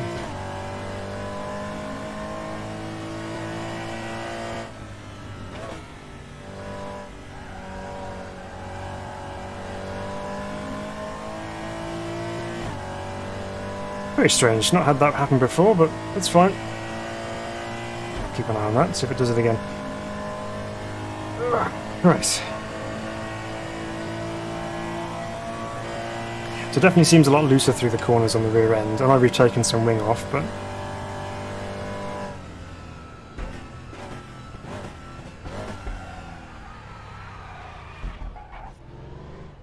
It also didn't stop very well.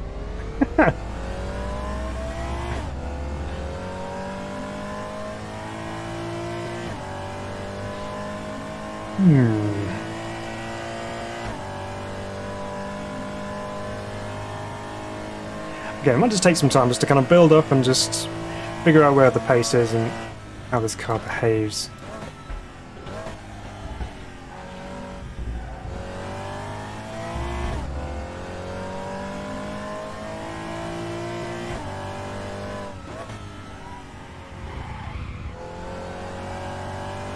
It's very tail happy.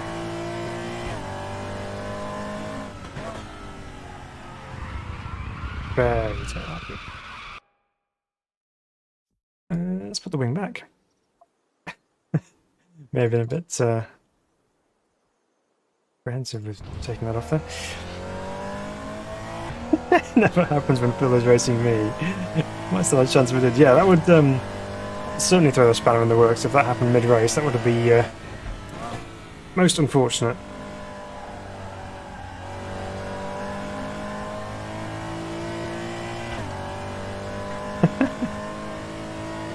How are you getting on with your issues, Frank? Are you managing to sort your driver out for your wheel? Is that working better now?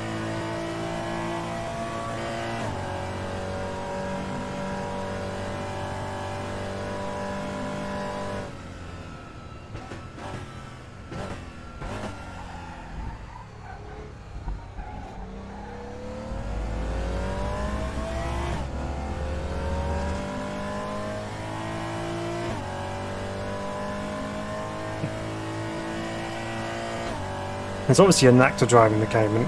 It's something I need to figure out. So it doesn't feel quite as planted as the Audi does so far. Not as good on the brakes either. Wow. Is that just because we're approaching corners that much quicker than the Audi? I wouldn't have thought so, but... never know. We should persist for another couple of laps.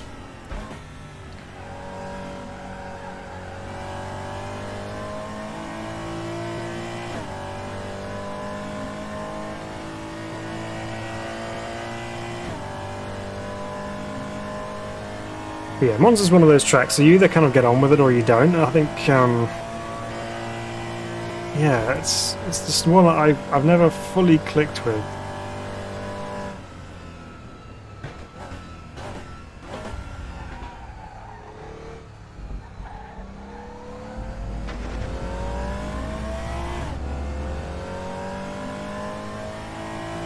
So Frankie said, I've given up and turned to drink. Probably even more drink than normal. Oh no. Oh. I wonder what's going on with that then. Why it suddenly just decided to just completely abandon all hope.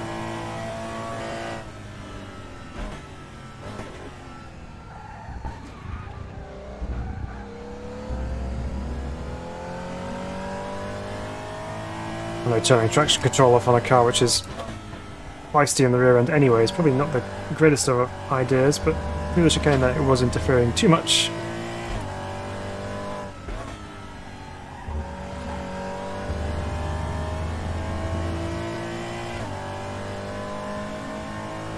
I'll sort it out, I hope. Yeah, that's what I like to hear, Frankie. I hope you sort it out. It's got to be frustrating, cause especially when it's been working, and then for it to suddenly just stop. It's just so bizarre.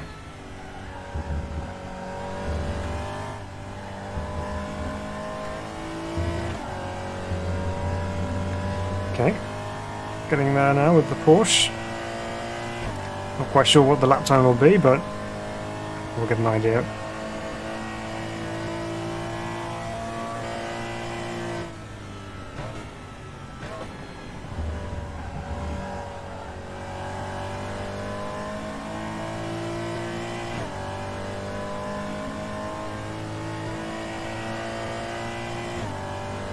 Okay, coming up to the line then. What's our lap time in our Cayman the first time around? Well, first proper lap time. We're 2.5 tenths off. Brilliant. Okay. Not quite the second improvement we were looking for.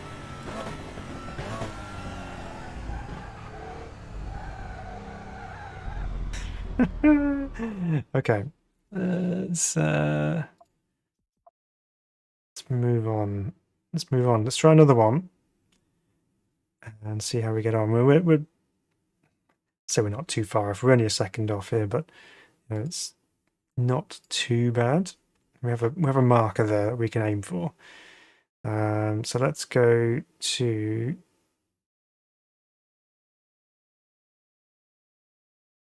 let's do the Group A at Hungaroring, I think.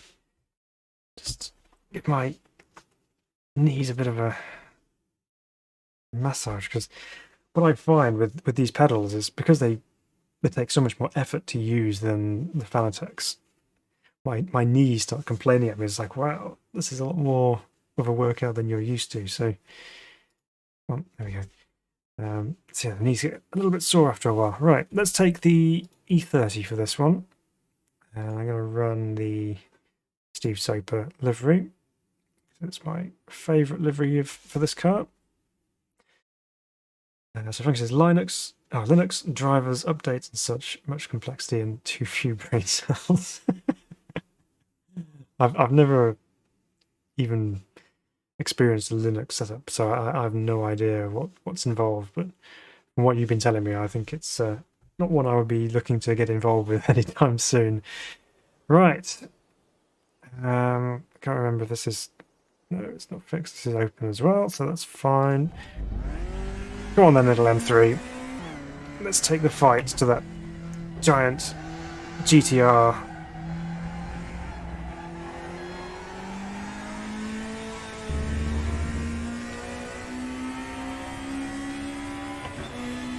Do love the sound of this thing. So raspy and raw. Here we go. Down to turn 1. We've got no ABS, of course, and Group A brakes rather than GT4 brakes.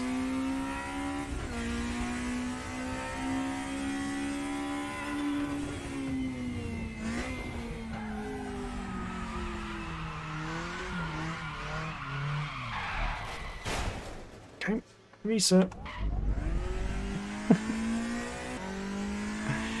Thank goodness for sim racing, everybody. Because if this was a real car, resetting wouldn't be so simple.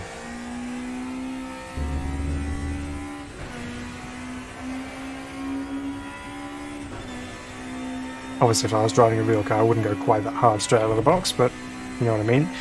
Right, get this thing slowed down a bit earlier.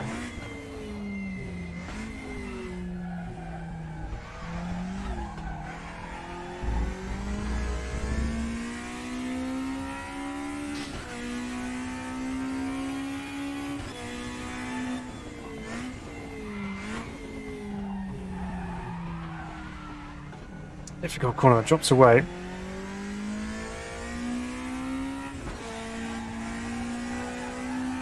It's quite a technical circuit, the Hungaroring, really. There's a lot to it.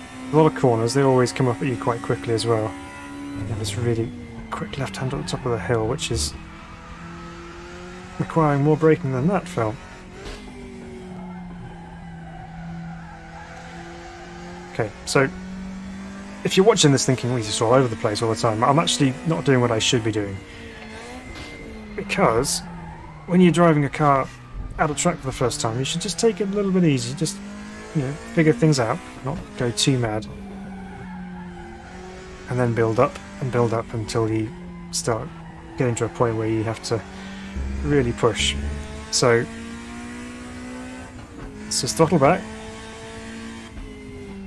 Not worry about the lap time.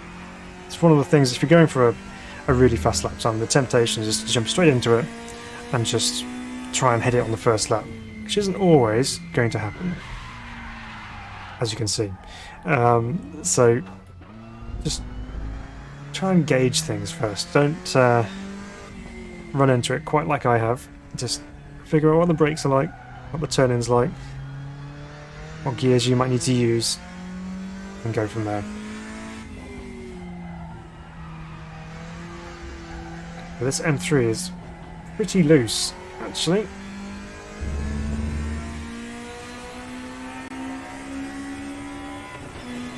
Unix was always a dark art to me, says Pasonic.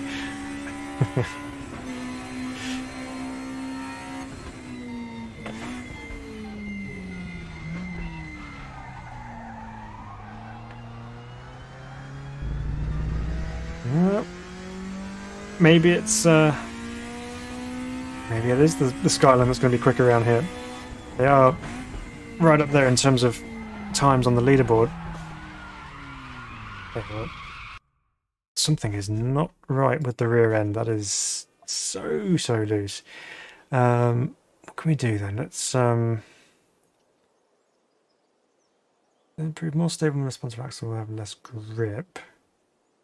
More compliance systems should be less responsive. Let's soften the rear anti-roll bars up and slow bumps. I'm just trying to get this the right way. So squatting would be bump. So once we come off, we want the rebound to be stiffer so it pushes the tyre down into the road surface better. So we're going to do a couple of clicks up on the slow rebound and see if that helps with maintaining contact with the road surface with the tyre. That's the idea anyway. You won't make too many more changes because that's when things start undoing themselves and you end up in a bit of a mess. Okay, well, I've already ruined this lap, but let's just try out the settings anyway. Get an idea if they've worked or not. Could also be just going into a corner too quickly.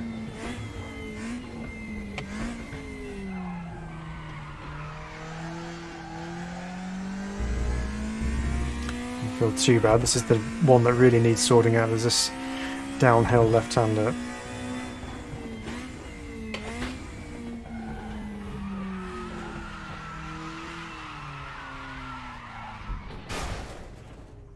It's weird, isn't it? It's just landing like a Fusca.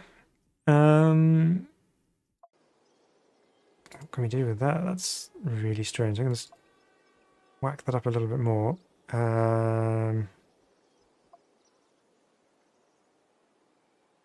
Diff preload. Increase if the car is unstable into and out of turns. Well, we'll increase that. Let's turn that right up. Okay, let's try again.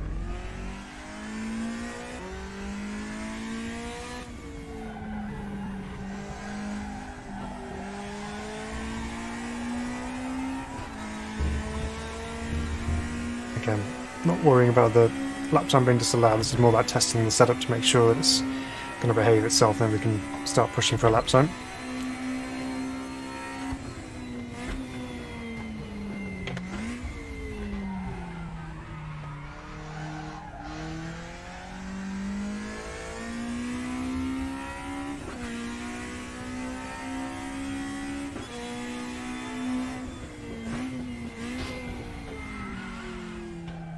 think I'm going in there way too hot, but it seemed to behave a little bit more, even though I did.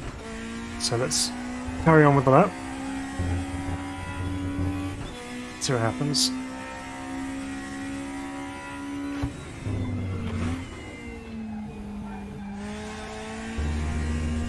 Okay, that's the speed through there. And less the speed through there. Oh dear.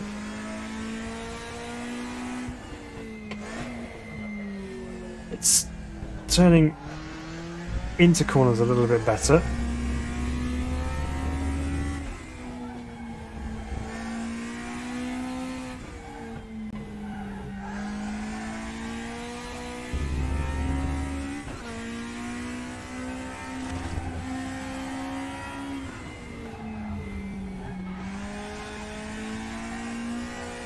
Just balancing it on the throttle.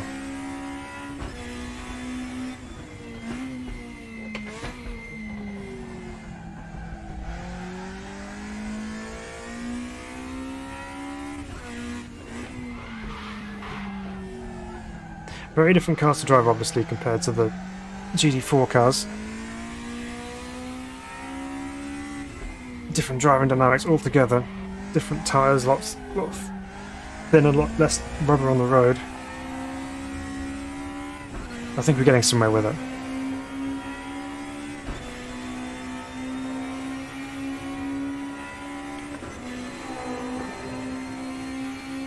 Keep up the good work of suffering for our enjoyment, smiley face. Oh, thanks, Platonic. It's alright. I know it looks like I'm suffering, but I am enjoying it, really.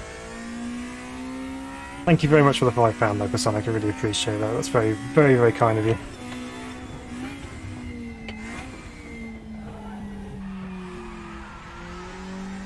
Yeah, definitely better into turn 2. Sliding through there, but that's okay. So Funky says, I use an open source driver to give max compatibility to my G29 on Linux. It's worked flawlessly for ages, but something has broke it. It's so bizarre. This has not been like it's been like an update to the open source or something.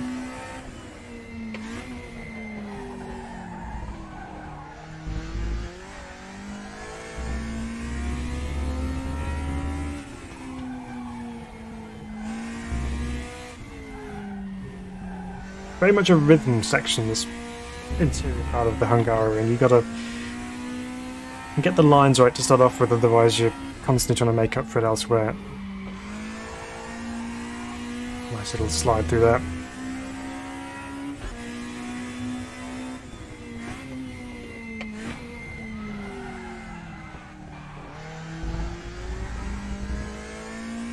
But already have this lap time disallowed anyway, so it's not going to make much of a difference, but let's try again. I haven't got a lap time on the board yet. That's alright.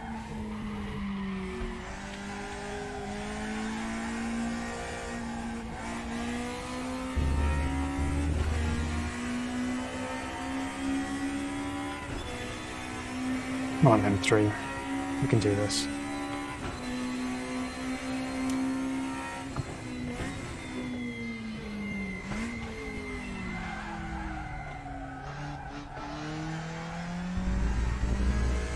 Okay, maybe I need to brake at the 200 meter board perhaps, just to get it stopped for turn 1.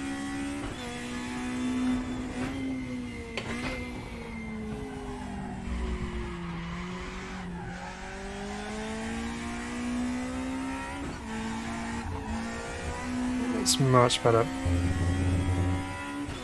We need to get this corner right now. On the board. And a third. All over the curb on the inside. It's better. On the brakes earlier for this uphill right-hander.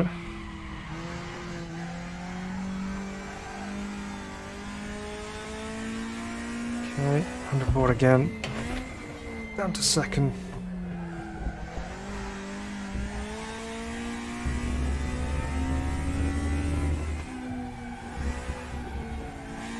Over to the left, open up the right-hander.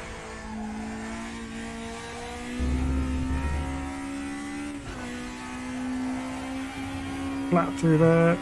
Little dab. Honestly, I thought I had that without going off track, but you really can't use any more of the exit curve there, otherwise you just lose it all. I thought we were almost there to set our first lap time with the M3, but nope, not this time. But it's coming together, the car's feeling better, which is more like it. I don't know whether it's the changes or whether I'm just getting used to it or not, but definitely feels a lot more drivable, which is always pleasant. So let's see. Brake a little bit early, perhaps 200 broad this time. Probably be way too early, but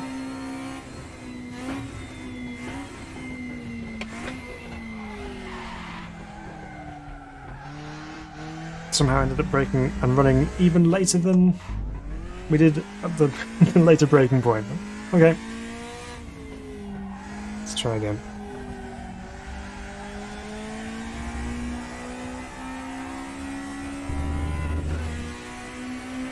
I think we don't get a lap time on the board here at all. That's just not good enough. We need to get at least a lap time on, even if it's not in the top 50.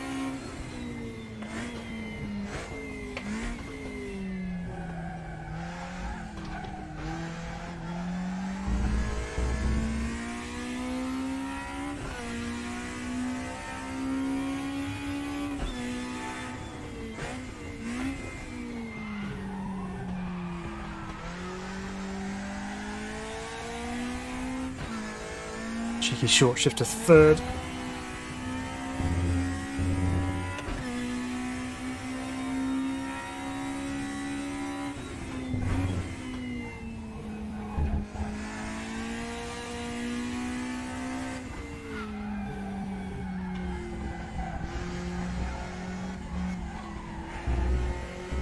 Needs to go down to second for that one.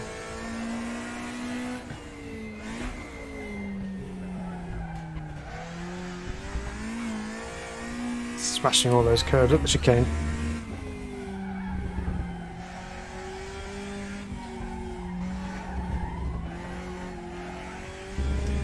Okay. To the next one.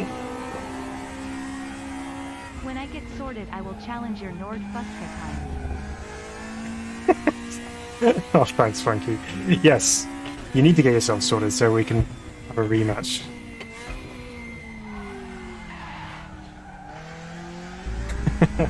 Thank you for the £5, Frankie. Amazing. All of you are amazing for supporting the channel as much as you do.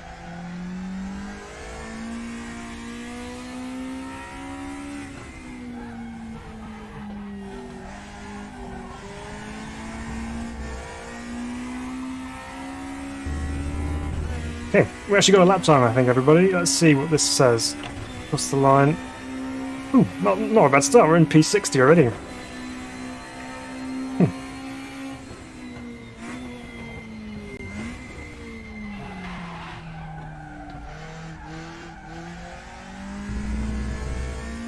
Well, feeling positive all of a sudden. We're thinking, oh, well, we're going to be miles off pace, even though we've only just had our first lap time, but you've got 10 more spots to gain.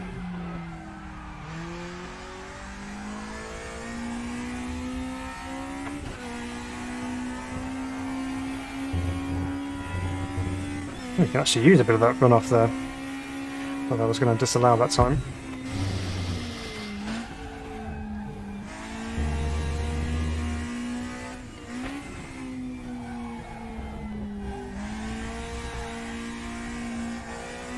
Yeah, definitely second through there.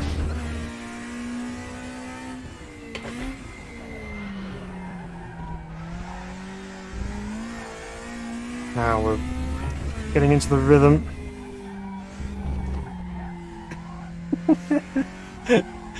I thought we were.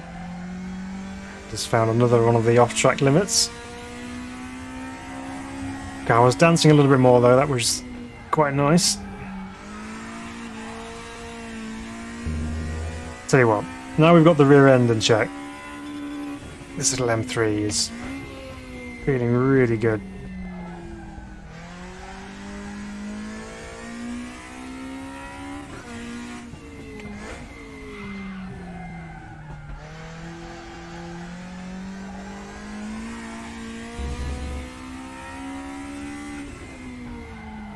get the run off here and get a good bit of speed down the front straight.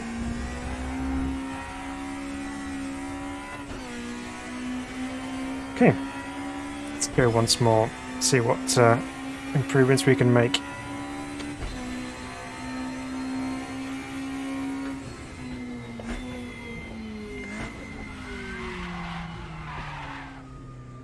That's not an improvement.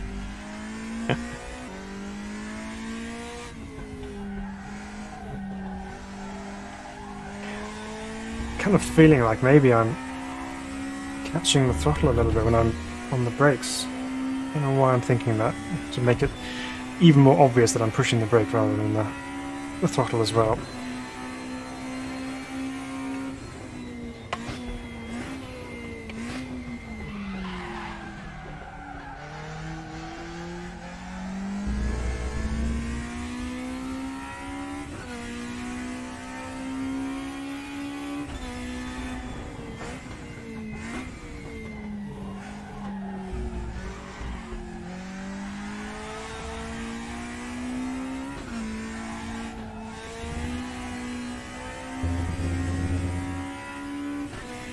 Well, we're through first sector.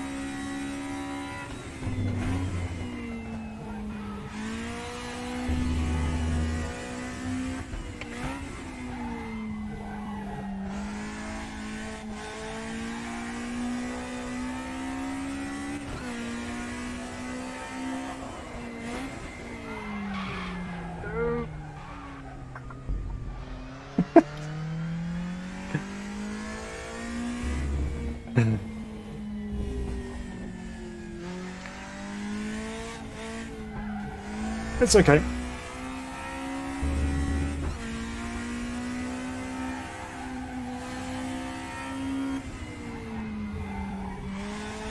Love that, you just kind of back it into that corner a little bit there, just the rear end just comes around, but not uncontrollably so.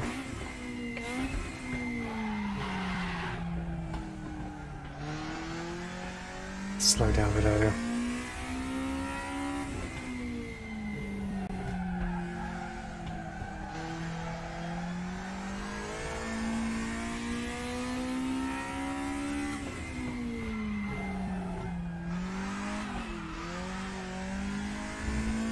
Wasn't quite the run I was hoping for.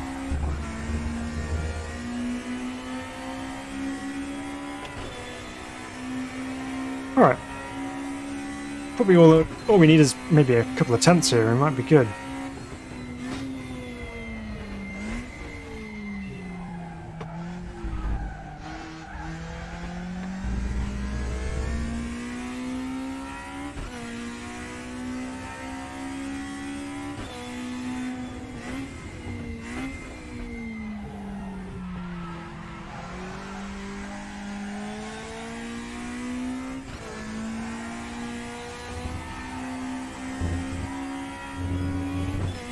Is that still allowed on track limits? Okay, we'll take it.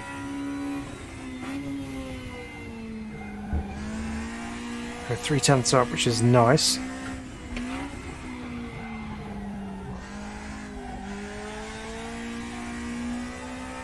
Let's brake early for the chicane this time.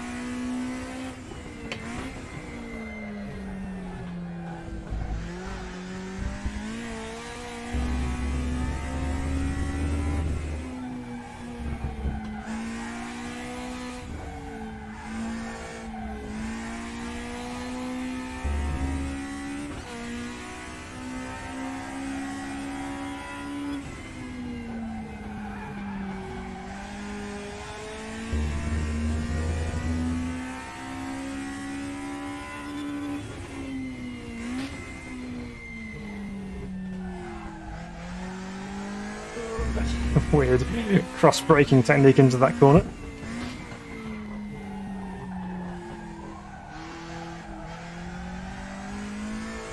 Okay, one more corner, let's see if we can sort this out.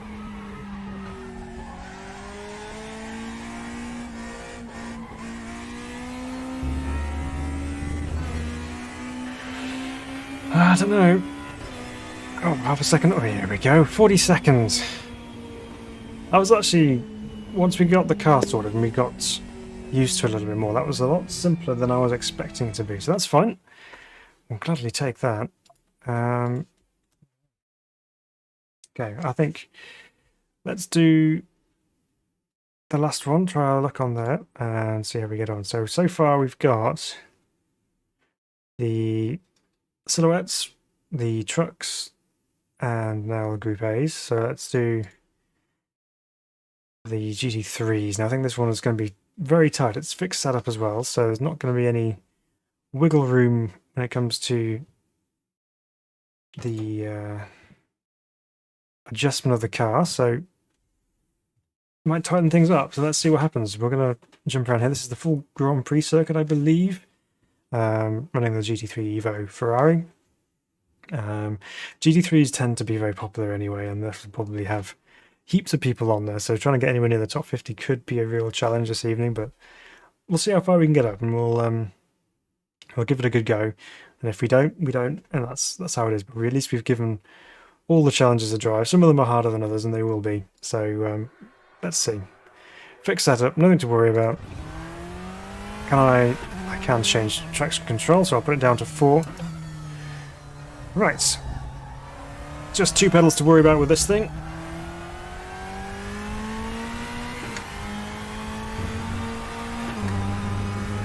And away we go. So Punky says, I enjoyed trying RaceRoom, but the wheel rotation gave me problems. Ah.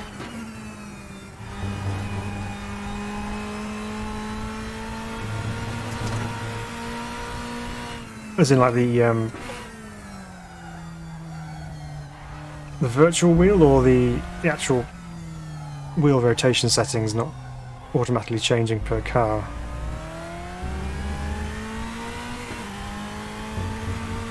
That might be because of your drivers. Yeah, I think I remember you saying something about that actually. The drivers you're using won't allow the automatic changing of wheel rotation.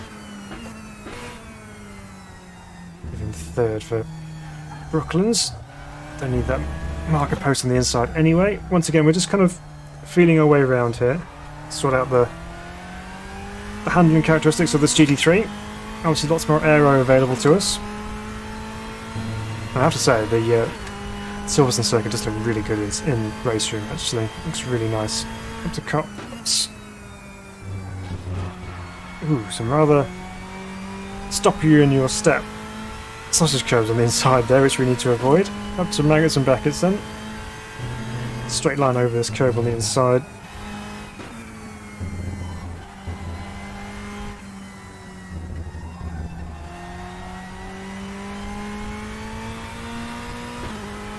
Okay, off we go. Charlie, welcome along. Good to see you.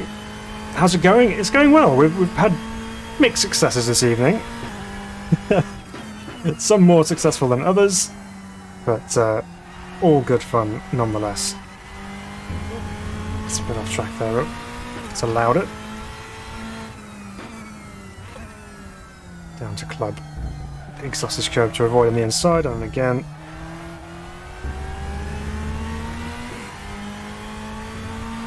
Okay, well, we've got a banker lap in. It's not going to be very quick, but let's see. 283rd. Something to aim for.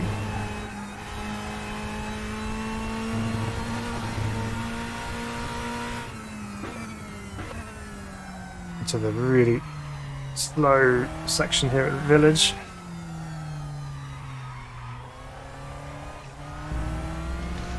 Try and get on the power, but you've really got to wait for the corner to come back to you before you can get on the power hard there. But we are half a second up, which is nice. So Charlie says, excited for the upcoming drivers pack in RaceRoom. Yes, absolutely. We were talking about it a bit earlier on. It's going to be really good. Looking forward to giving that a try next week. Some very cool and unique content, which RaceRoom does a great job of doing. Along with AMS2, they provide with us some very unique content which we don't see elsewhere in sim racing, and that's what we love. So super excited for that one. We'll definitely be giving that a drive next week. Missed those sausage curbs, or not, as the case may be. But we have gain time. We're 9/10 up. Be more aggressive through here.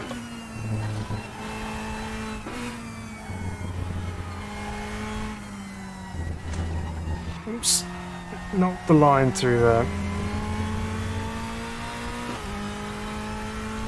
It's okay, we're still up on our previous best. Let's try and go. Actually, looking on the heads-up display at the top there, we're actually equal on time with the two guys ahead of us as well currently, which is pretty impressive.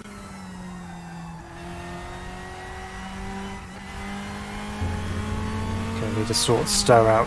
It's a little wide through there.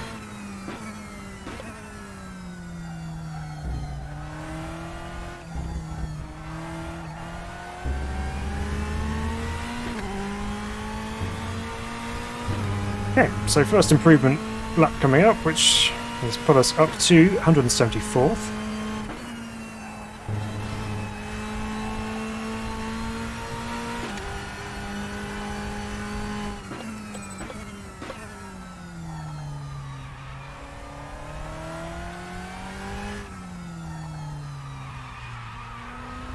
Whoa, car was trying to rotate on us there.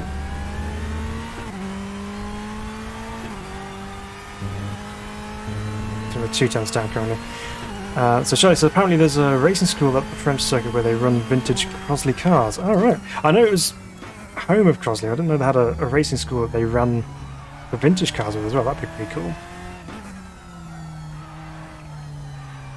But definitely the historic cars are what's caught my attention, I think. Funky says, if you never hit a sausage curb, I would consider the whole stream a failure. Well, you know, it's become a tradition, so why break with the habit of a lifetime, I suppose. It's really quite violent, those ones. Just judging the width of the car. I'm getting there.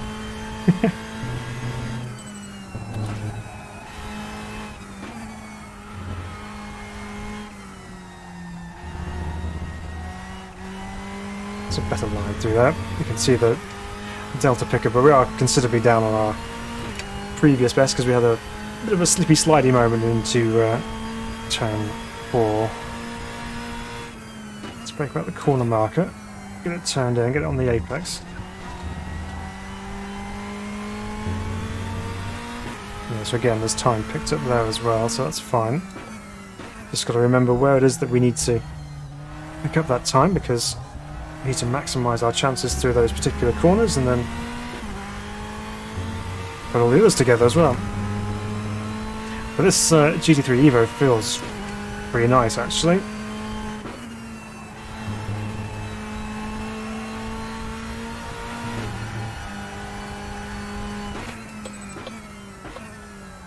It stopped a bit earlier.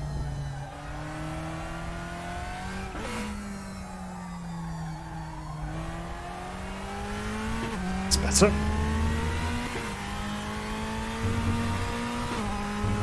So it's gained us about 4 tenths now. It's running through there, so that's good.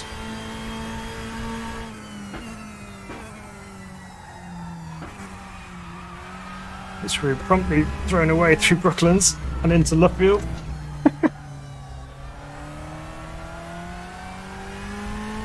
Or apparently not, because we're still almost 4 tenths up. So there's definitely an improvement in lap time available right there. So that's good to have in the bank for later.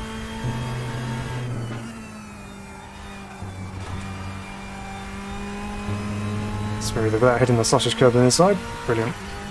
Just press the right pedal harder. Oh, thanks, Guz. Tip of the day.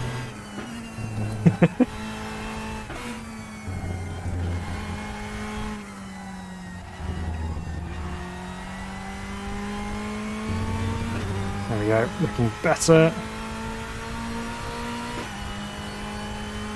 7 tenths up now. It's looking looking good.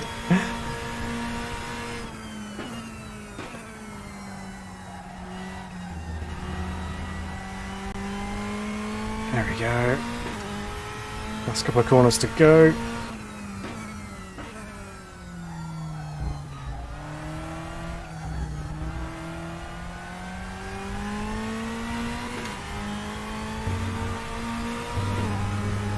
Should be a nice improvement. 1.3 seconds up. Oh. What? Well, that was easy. I was completely not expecting that at all. I know it's only just into the top 50, but that was the goal. We got a 50. Okay, well, that was... I honestly thought that would be one of the hardest ones to do, because GT3 is just always super competitive. Yeah, we're just super competitive. Okay, that's good. So that's 4 out of 6 we've done this evening. We have got... We've got a little bit more time. Let's see if we can do the same on some of the ones we haven't quite got yet. So let's revisit the... I'm going to revisit Monza. I'm going to revisit the DTMs at Portimão, I think. Let's try a different car this time. So we tried the Audi. Before we do that, let's just be a bit sneaky about this. Let's take a look at the leaderboard and see what's near the top. Give ourselves a fighting chance. So yeah, M3s pretty much all the way. There's one solitary Audi there. All the rest of them are M3. So I guess if you can't beat them, join them. So let's continue our M3 love for this evening and go with that. And which ones we have? We'll have... Let's go with Alfred Hager's BMW delivery there. There we go. Right. So what's been said there? So Funky says, you know I love to joke, but I have learned a lot from watching you race, Phil. So thanks. Oh, Funky, stop it. Well, that's all good. No, I know you joke, and that's fine. It's brilliant. We love the banter. It's always good. But I'm glad that you feel like you've learned something from me, which I guess in a way is, you know, partly why I do these streams. So it's, you know, watching someone hot lapping is never going to be the most amazing thing in the world. I appreciate that. But really, it's about trying to impart some of the things that I've learned over my 20 plus years of sim racing, and you know, I feel I can be reasonably quick on my day. So you know, if I can share some of the things I've learned or some of the techniques that help with improving your own self, then that's successful for me. So why is that not loaded in? Let's try again. But yeah, so I'm glad you've learned something, Funky. I appreciate that. Charlie says, do you do the ranked race room events at all? I have done in the past. We've not done any ranked stuff on race room for a little while, actually. Probably overdue a go back on the servers. But yeah, we have done ranked stuff in the past. A little bit more of a cruisy stream this evening. So yeah, it's sometimes it's quite full on doing the ranked races. You get a little bit nervous and worked up about it, but it's all good. We'll do some more ranked stuff eventually. Thanks, Gary, says Mess. Yeah, just to explain, my name isn't actually Gary, I am Phil. That stems from back in the day where you had Gary Anderson, the F1 engineer guy who was doing some of the coverage for F1 at the time, and the coverage was really weird. It would just like cut to, you know, they'd be commentating about it and they would say, oh, let's go down to Gary Anderson in the pit lane for a pit report. What's the weather like down there, Gary? And it's like, it's a little bit cloudy, some sun, but yeah, not too bad. It's like, thanks, Gary. Really, really useful input. So yeah, that's where thanks, Gary comes from. So you may see Gaz using that quite a bit. So Gaz says, I've learned absolutely everything from you, hands down. Ah, yeah, well, we've been through a lot, you and I, Gareth. And yeah, I'm quite happy to say that I've taught you a lot of things, but you've outgrown me pace-wise, I think. So I'm happy to see that you're going so well. Right, let's see what the M3 is like. So Charlie says, sometimes just driving by yourself is exactly what you need. Yeah, absolutely. It's one of those things. I mean, it's been a bit of a hectic week here in the SRB household. Oh yes, back to the good old missing your downshift skills. Yeah, it's been a bit of a hectic week here, so a nice semi-casual stream this evening. Obviously I'm putting in a fair amount of effort to be as quick as possible to achieve the goals, but at the same time it's pretty straightforward. It's just turning laps and trying to be quick.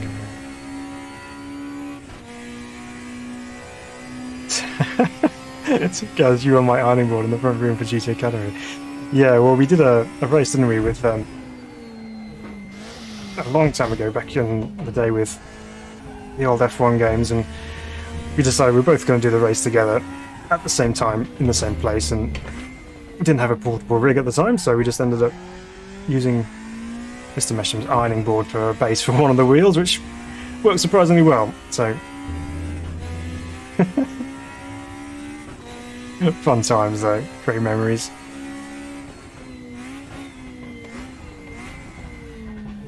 Okay, let's get this BMW working, shall we? Can you drive the Fusca, Garrett? Ah, see, I didn't teach him everything. Yeah, save some of the best tricks for later. I can see why this car is the one to go with around here. I mean, even against the Audi, the turn-in is just so much better.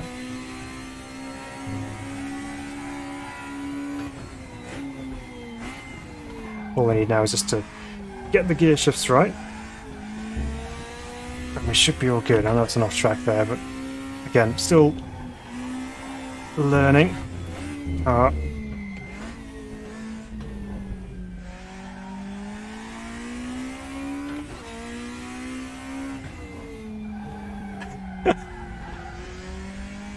You don't drive the Fusca drives you. Yeah, no kidding. You gotta learn to respect the Fusca.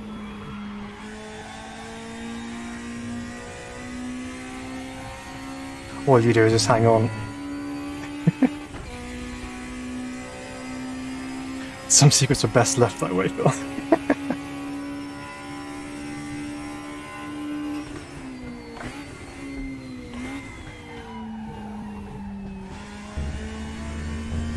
That's nice through turn one.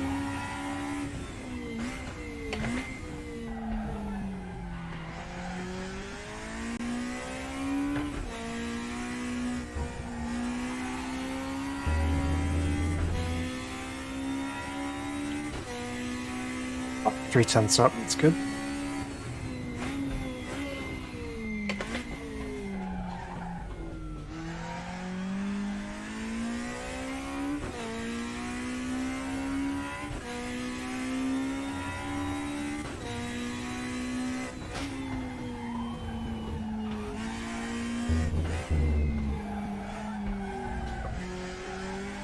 Steering wheel weight is a lot heavier in the GTM version of the M3 than it is in the Group A one for some reason. Very odd. But it's good, gives you a good amount of feedback. But this car just feels so nimble and agile.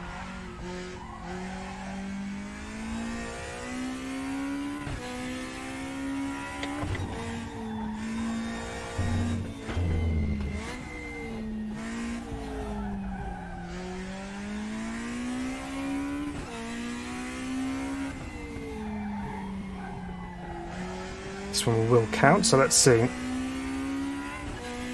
Got a 152.4 to beat.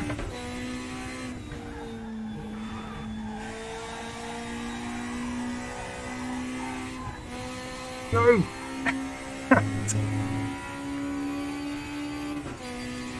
Okay, it's fine. Yeah, it could have been a better lap, but that's fine.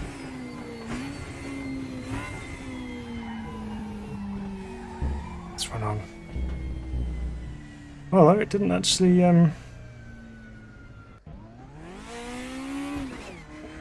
register as being off track there, so that's okay. We'll just restart again.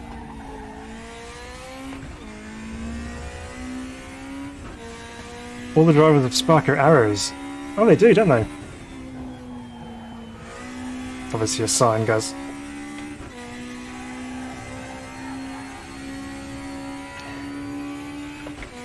I've hit the like button every time and I'm still so... Yeah. Maybe I should put a guarantees, not guaranteed. Well, that stopped quicker than I was expecting to.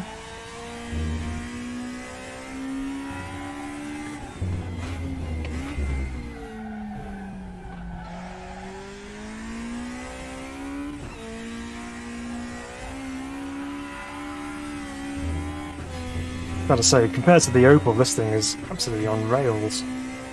Even with that lurid slide at the top of the hill.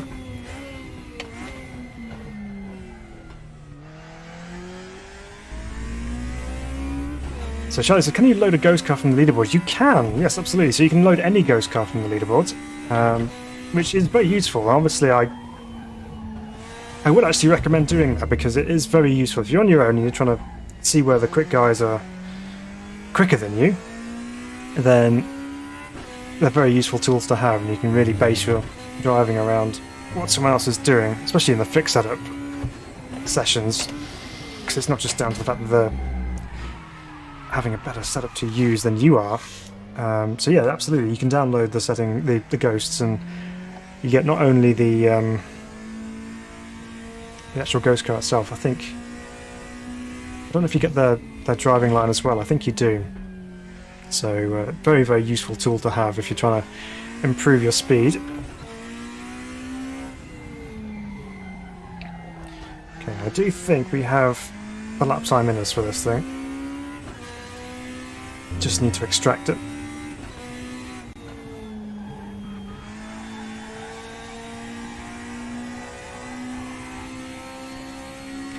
Okay.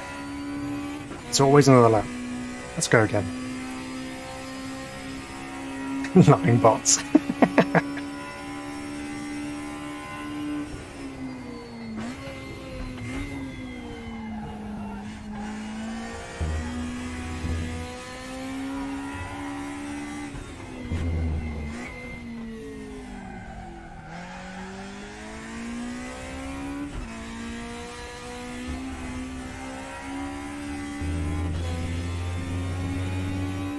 This feels so much more in control than the other GTM cars.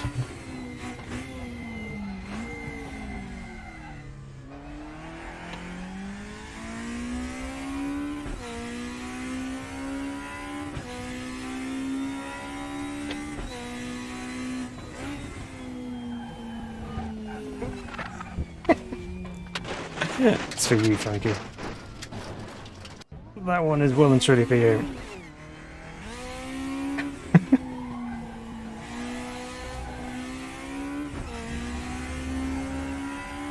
So we can deem the stream a success now.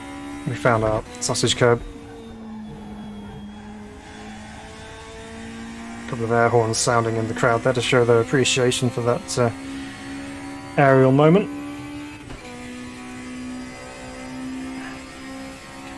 It's a quick shoulder roll, just relax things off a little bit, nice and easy.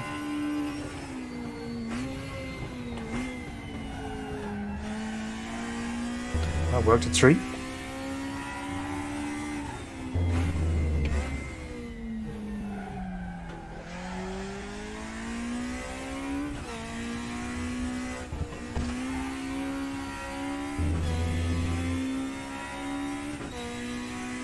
Okay, that felt good. 8/10 up, that's why it felt good.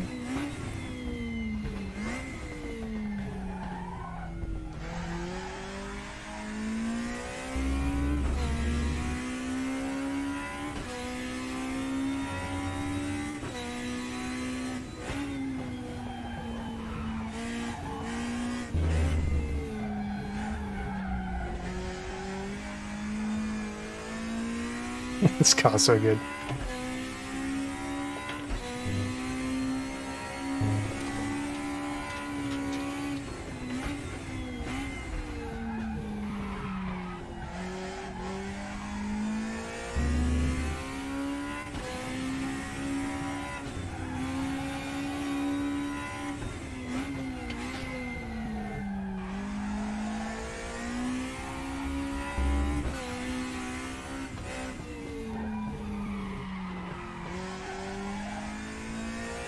Let's just try and keep it in bounds on the last corner, and we should have a reasonable lap together here.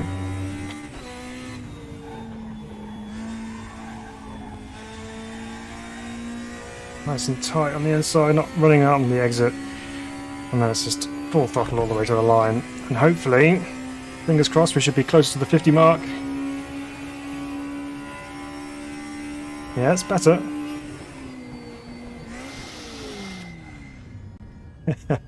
As we strip all the gears in fourth as we don't engage fourth on the way into the first corner. Right, well, I think we can probably keep pounding around all night and get a little bit closer. We're not far off that top 50. We didn't quite make it, but I think we could with a little bit more time and effort onto that. So we are, where are we? 51.4. We need it's 4/10 basically. So pretty close to that elusive top 50 there. But I think we're going to leave it there for the evening. We've got 4 out of the 6, which isn't bad. We did did kind of lower the benchmark, I suppose, in terms of what I felt I could hit, because previously when we were doing these challenges, it was always top 100 challenges and trying to get ourselves in the top 100, and we were doing that reasonably consistently. So I thought, well, we'd raise the stakes a little bit and try and go top 50, and it's a little bit more of a challenge for us. So it's good. It's good to try and push yourself a little bit further and try and improve your driving. And as I said, we've got 4 out of the 6, so that's not too bad at all. Just a couple of them which just got away from us this evening, but it's good fun trying anyway. So I hope you've enjoyed the stream this evening. We're going to leave it there for our action today. But yeah, big thank you to all you guys for joining in this evening and watching along, and as I attempt to complete this challenge. I hope you've enjoyed it. I certainly have had fun driving these cars around on track. They are good fun, and I encourage you to go give them a try as well, and try out some of these competitions, because you've got 4 of them on there which are free to play, so you can just drive any of them. Even if you don't own the content, you can just jump in and have a go. So really good fun, and definitely encourage doing it. So you can probably go out there and beat my time, and I wouldn't be surprised, and I wouldn't put it past you, and I would be happy for you. So really fun. So thank you guys. Great to have your comments this evening, and your company as always. Samuel joined in a bit late, sadly. I hope you had a great stream. Yeah, it was good fun. Yeah, thanks for joining in anyway. I appreciate it. But yeah, we kind of caught everyone off guard a little bit with an earlier stream this week. So there'll be no stream tomorrow, but we will be back next week because RaceRoom has the new update coming out. So we'll be giving that a try for sure. So again, big thank you everybody for joining in this evening. Great to see you all. I hope you have a wonderful weekend and enjoy anything you're up to this weekend. But we'll see you back on the channel very soon. But for now, it's goodbye from me. Bye for now.